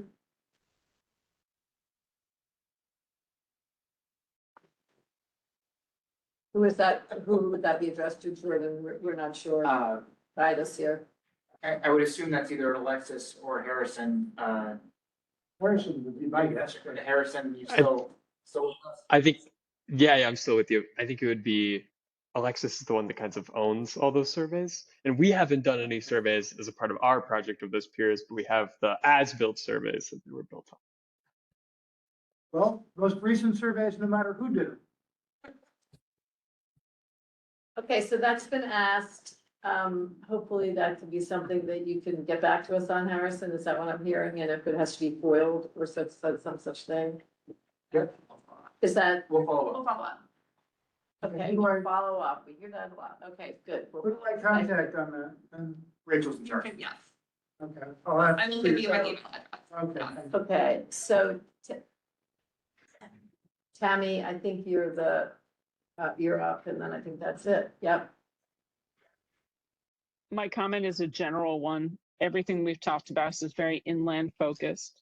Thank you, David, for asking about Pier 15. I appreciate that because my understanding from stakeholders, I'll leave it as a general term, is that there is not enough maritime use for the public.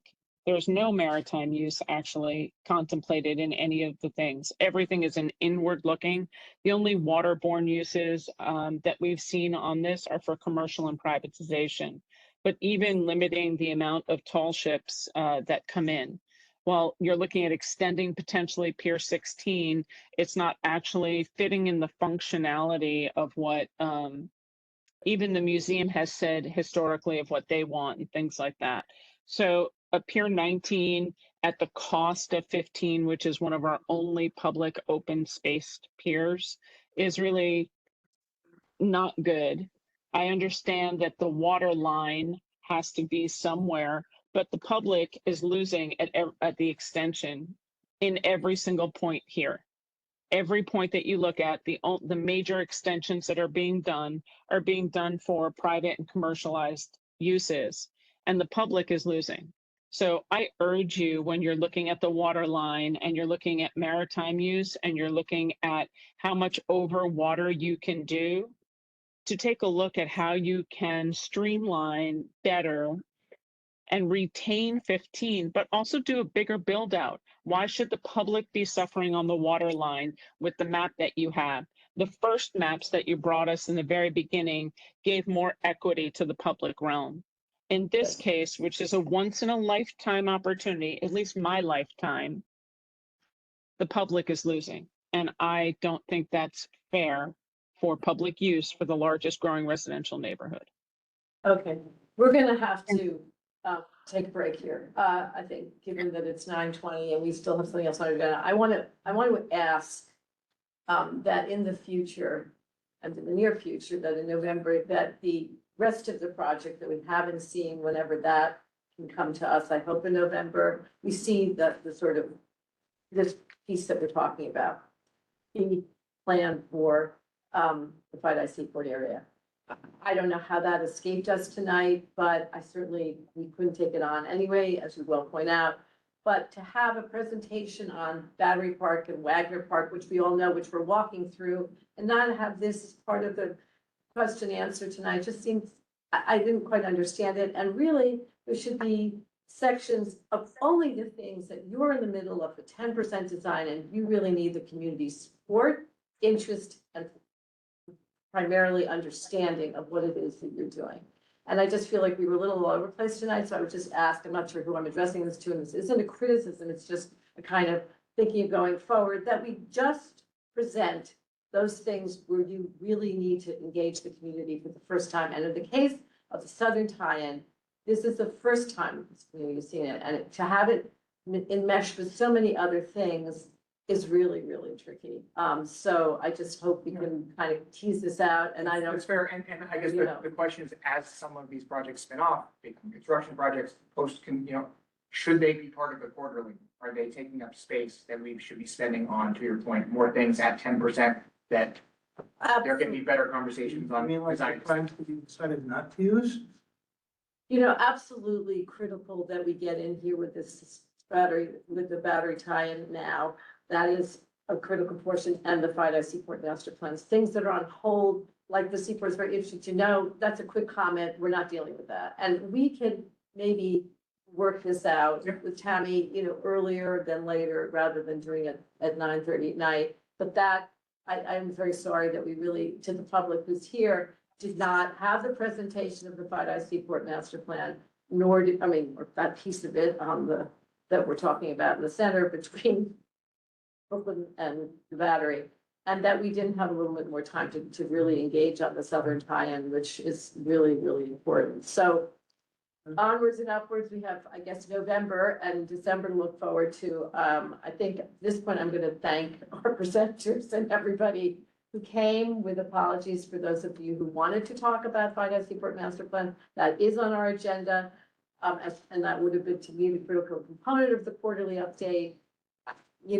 Whatever, we'll, I guess, get that in November perhaps, or at some point where there's something to add on, and we will provide, and then we'll ask you to provide a date for the workshop to talk about specifically the battery, the Southern Tie-In, and for us to then write a resolution after that. Does that sound like Alice, will that be done before they go for the EIS? Because we don't want to, be doing resolutions after the cow has left the barn.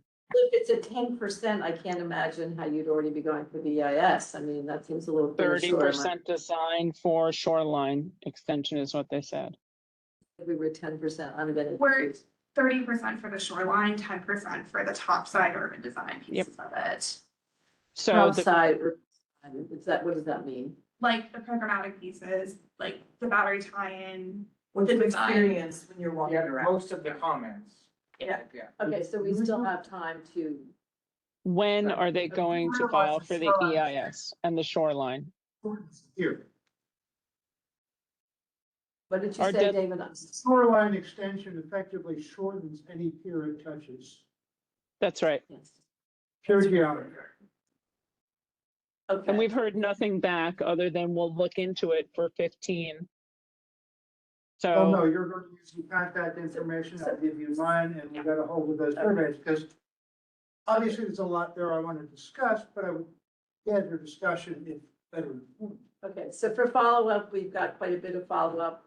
We're gonna have a little bit of the Battery Southern tie-in is gonna be the workshop, and that should happen sooner than later. You'll let us know, maybe this week, early as this week, when that's gonna happen. And then as well, when we can look at the FIDA Seaport Master Plan, separate from the Battery Seaport. And Tammy, anything when, else that? when, follow-up? when are they Not filing follow-up. for the environmental for the shoreline extension?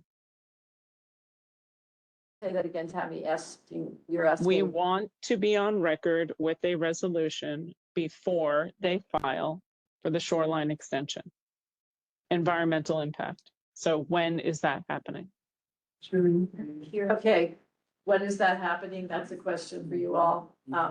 Emily, do you have that answer, or Alexis? Hello, anybody? We can Yeah, get you is there. Erin still in the room? Erin, can you speak to the project timeline for filing for EIS?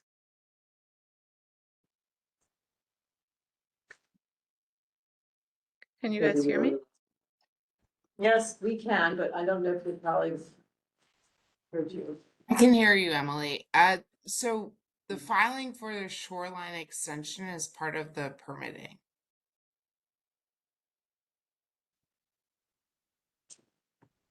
It would be part of the EIS process. They're asking the timeline, Alexis. When So- do you anticipate filing? Like a ways from now, because you have a whole bunch of stuff to do ahead of time, but what is that timing? Between now and 2028, we will have scoping hearings. Well, that certainly gives us a large, between now and. Okay. In other words. Yeah. Well, okay, we will be following up, obviously. I think I'm gonna call this over unless anybody has any, important thing that they want to add. I really want to thank everyone very much. It's, a tough thing to get through, and I think we'll all be better off when we do slightly smaller chunks going forward. So thank you. And I think we only, as a committee, have one more item, which we'll do as quickly as possible. And thanks to everybody online. Okay. That here doesn't happen, but we discussed it too. Okay, thanks very much.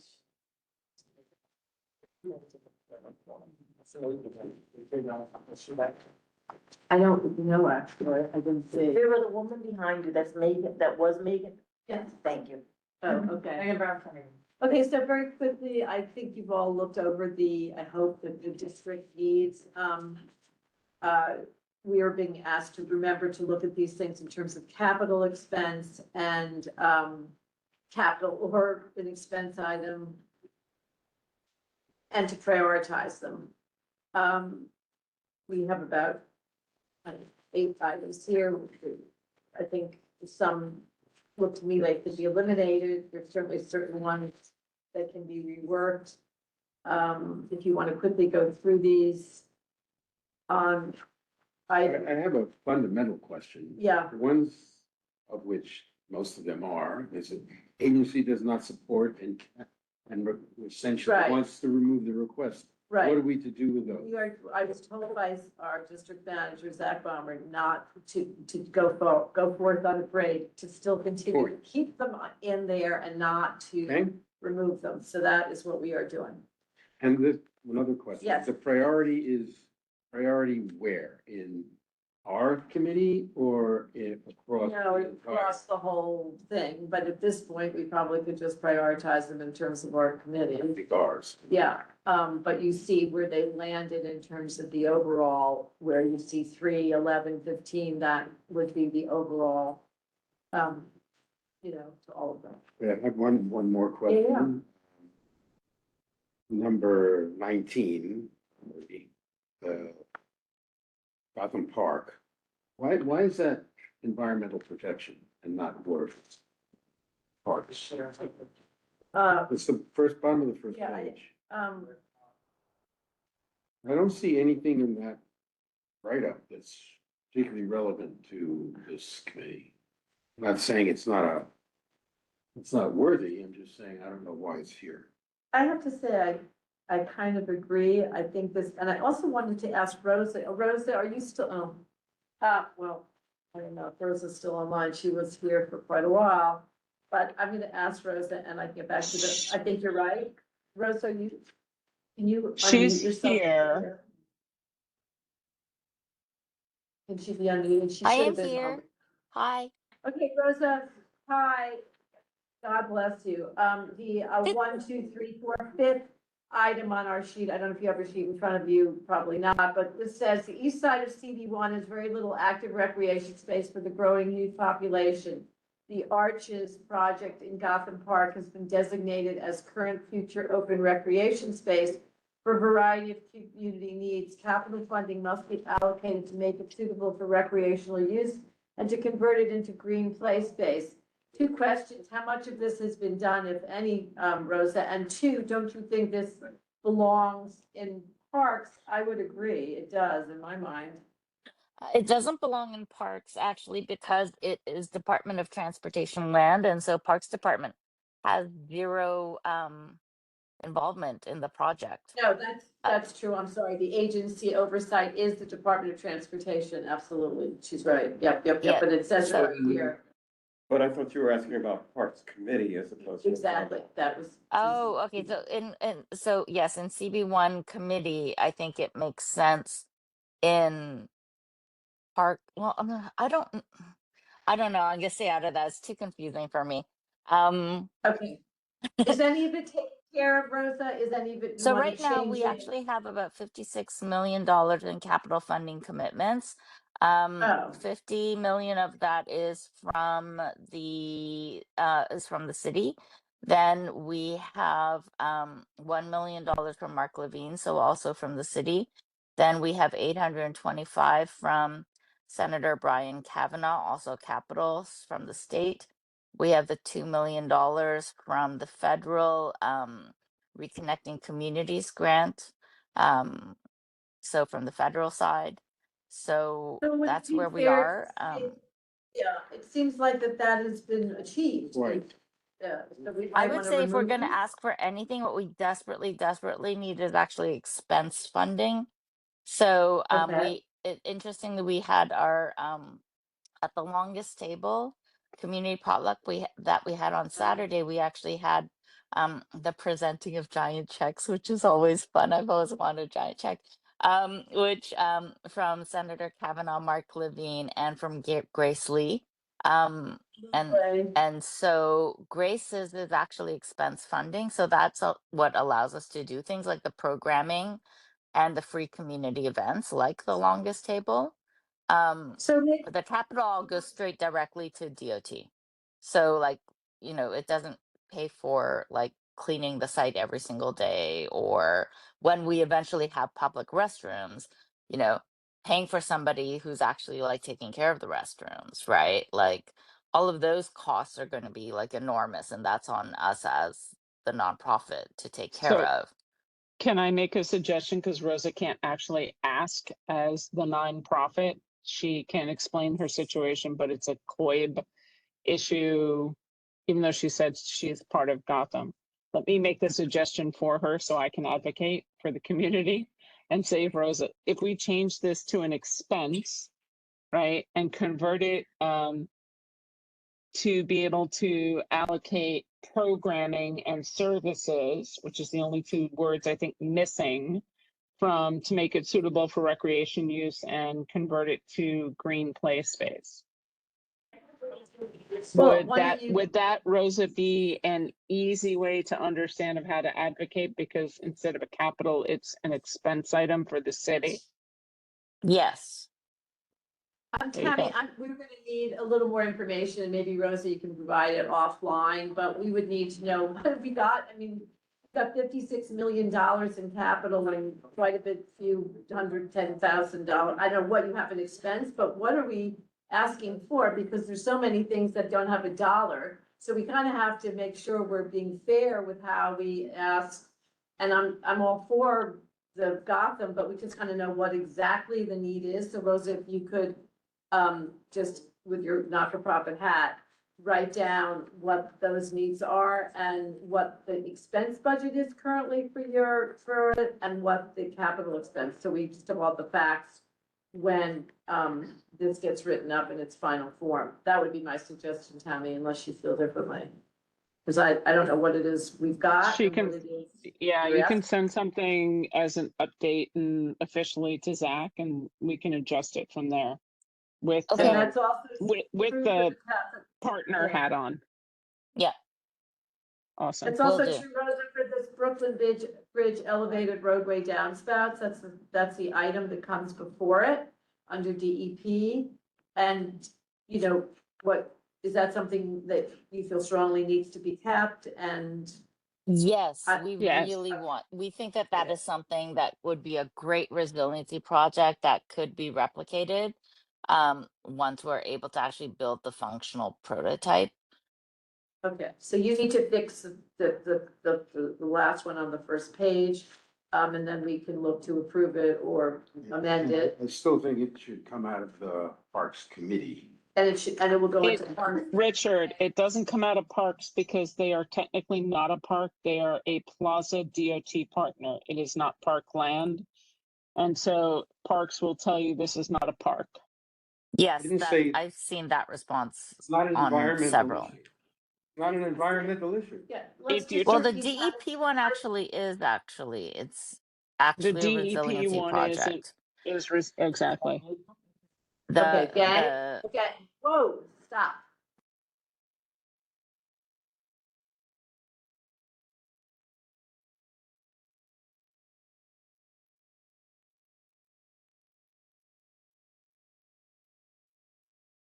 if you're speaking, I can't hear you. Everybody's muted. Alice, you're muted. You're muted. I can't hear you. Oh, I'm sorry, right, I muted you, but Okay. I meant to. I'm gonna follow up in writing what we just already spoke about, which is that this is going to go not into the Committee of Environmental Protection, but into the Committee of Parks. That would be my vote. The agency is the DOT. We know that. That is not changing. In the item for the stormwater runoff, that is not changing. That has not been fulfilled, and that is DEP. That remains an Environmental Protection Committee. Okay, moving up, thank you a lot, Rosa, for hanging in there and helping us with that. The item from, the one before that, the integration of the remediation of the CSO system to reduce overflow into the Eastern Hudson Rivers by including them within resiliency projects such as the Friday Seaport Climate Resiliency Master Plan. I think that's a little, Jeff, help out here, please. Well, I mean, that's not going to happen. That doesn't mean that it's not a reasonable thing to ask Is for. it asked though in a way that you think is? Well, I mean, I didn't draft it, but as I interpret it, it's asking for the CSO system to be redesigned and implemented in connection with the resiliency plans. That's what it says. That's not happening. I mean, I mean, we can't even get the resiliency, the Friday Seaport resiliency plan done, much less the CSO. All right, but we're leaving it and Yeah, I its think, order in the pecking order seems okay. The first item, plan for constructing long-term comprehensive resiliency infrastructure for North Floor Street. I think that is absolutely critical and of Mhm. course hasn't changed, so we leave that. Number two, I'd say that's Would you one. want the priority to be bumped up? Oh, because it's number three in terms of, remember, this is of all of the items We- And on we the have board. no way of knowing what the others are. That's right. That's true, but we're considering it, I will identify that good point as one for our committee, right? Okay. Which one is that? Well, they're already in order of priority on Yeah, our that's right, committee. of course, you're right, you're right. Lucy, can you put that back up? Excuse me, Tammy? Could you put the spreadsheet back up? I can't because I just realized it's not the same spreadsheet that they have in their hands. He must have not given me the proper one. Okay, so, Sorry.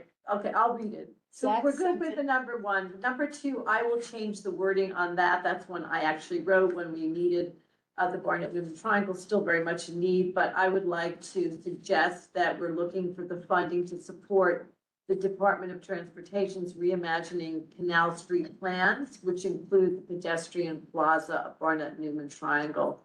So, That's already on the DOT one. okay, but not about Barnett Newman Triangle and the need for green infrastructure. So that's how I would alter that one if nobody is, disagreeing. And, let's I just suggest you compare it back to what Betty did for already Barnett, Newman, and Church Street project, which was Okay, mentioned I on the will maps. definitely do that. Okay, I mean, I think our main point is that we need green infrastructure in areas that are without any green infrastructure, like the entirety of Canal Street and all of the new medians that are being created for the bike lanes. So that, I don't know if Betty picked that up. I know I've talked about it with Betty, so I will check with Betty on that. Okay, on the second page, item 36, it's really not considered of great importance to us. I don't know the Joseph P. Ward Street not draining properly. Does anyone, I don't remember this, I mean, I remember, but I don't. I do. DOT said it's DEP, it's been back and forth, it needs to stay because there's massive ponding issues that block both the street, the curb cut and everything. Zach's aware. They're trying Okay. to. Yep. Okay. Okay, next, funding for the creation of the West Side Resiliency Task Force to research and plan for long-term holistic comprehensive resiliency from Chamber Street to Canal Street. Well, I guess that remains, like that's another one of our utopian moments. Okay. I mean, that is really critical when you think about it, we have absolutely nothing, and now we have absolutely nothing, nobody doing anything. Okay. I mean, chime in, everybody, if anybody disagrees, or, yeah, good, good, okay. Next one, number 12, design plan to introduce green infrastructure such as bioswales, rain gardens, and resilient surfacing to green streets. I put, not just Barnett Newman Triangle again. That Barnett Newman, is that in that canal, isn't it that whole? Yeah, to lower Manhattan, bike median sidewalks, I mean, pretty much to all of what are you talking about? Wasn't there like a whole, what's his name, did a whole, study, a whole presentation about that Canal Street, that center, that circle, the sponge? Yeah. So, yeah, It's kind of everywhere. And yeah, I say certainly everything. the east side down to the Battery Yeah. is desperate for trees. So is Jared. But we don't call it, what are we calling this? So basically, the addition of green infrastructure, including initial funding for trees, planters. This talks about green streets, but it's not just green streets we're looking for, right? We're looking for, seems like the exact same thing is mentioned below this. Green infrastructure program. Yeah, then it What, so one is at a specific location, which is how you can get a expense thing noted. You can't just say, we want to improve everything all over the city. They want specific locations. So that's why that's named with a specific location. Okay, Right. But the reason why they're not, it's the DEP DOT conversation between the two of them, who's doing and Alice knows this better than anybody for what happens there. So you have to have a DOT ask and a DEP ask.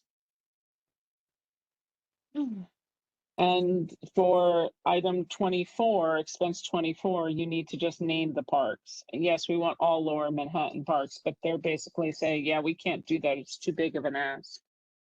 So we need to prioritize where we want to start these asks and say focusing on X. Okay, well, let's all give it some thought and come up with whatever areas you feel are not well greened. Most parks are green, so I'm a little confused by this one, actually. What about all the construction that's going on the lower east Fidei lower? Where they've torn up the green spaces that were there. They weren't actually green, but they were open spaces. Oh, you, To give back to those. the privately owned public spaces? Yeah. Along Water Yeah. Street, that stuff? Oh, that's interesting. You mean to apply green infrastructure into those kinds of spaces? But I'm not sure we want city funds spent on that. We want the developer funds spent on. Right, Yeah. yeah, right, True. definitely, yeah. It would be good to get city funds for greening and drainage along the East River Esplanade. So when you're looking at, for example, Harvey Driscoll Walk, which is a mess, and other places along there, they're a mess because they didn't put in drainage, and every time something happens, it ruins it. So maybe if they put porous pavers down and they redid the Esplanade when they're done that way, that would be incredibly helpful, because I don't think anybody wants to wait another 30 years until Fidei Seaport is done. Okay, well, I think if you want to identify that area, then add it to number 24. I think 12 actually does make sense, just I'm gonna take out Barnett and trying, I don't want to be having the here everywhere. I think we get the idea at all green streets, and to fund the city's green infrastructure program. I think to fund the parks department would be good too.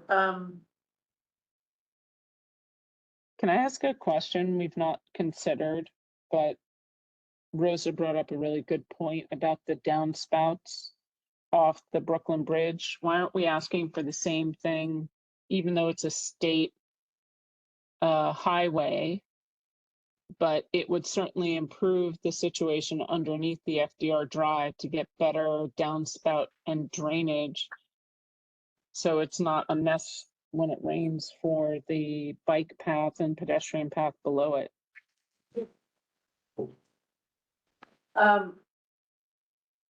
You want us to add on there? If I don't know, I'm happy to add it. So can you It's just, up for discussion what people think. I mean, I just thought it might be a good add. Eventually, they'll be done with the rerouting.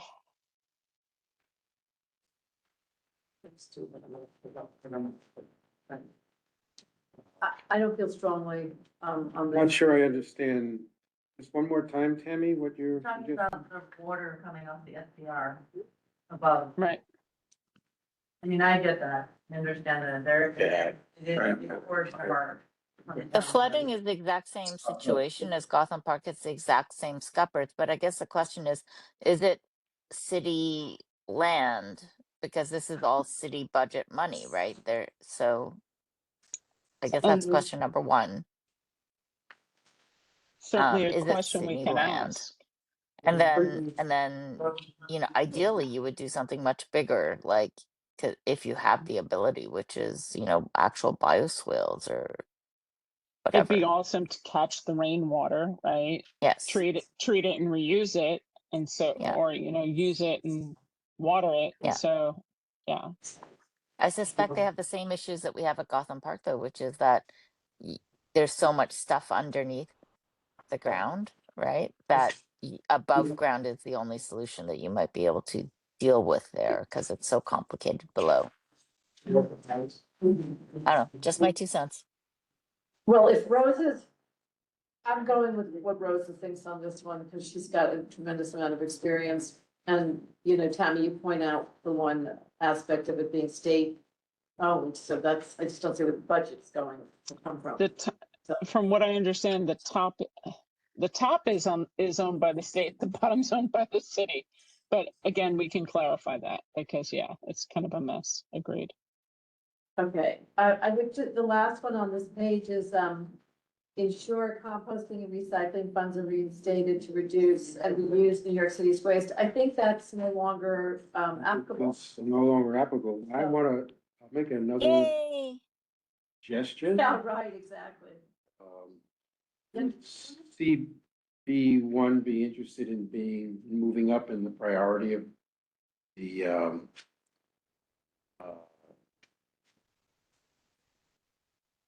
what are they calling the program where we're putting containerization, the containerization program?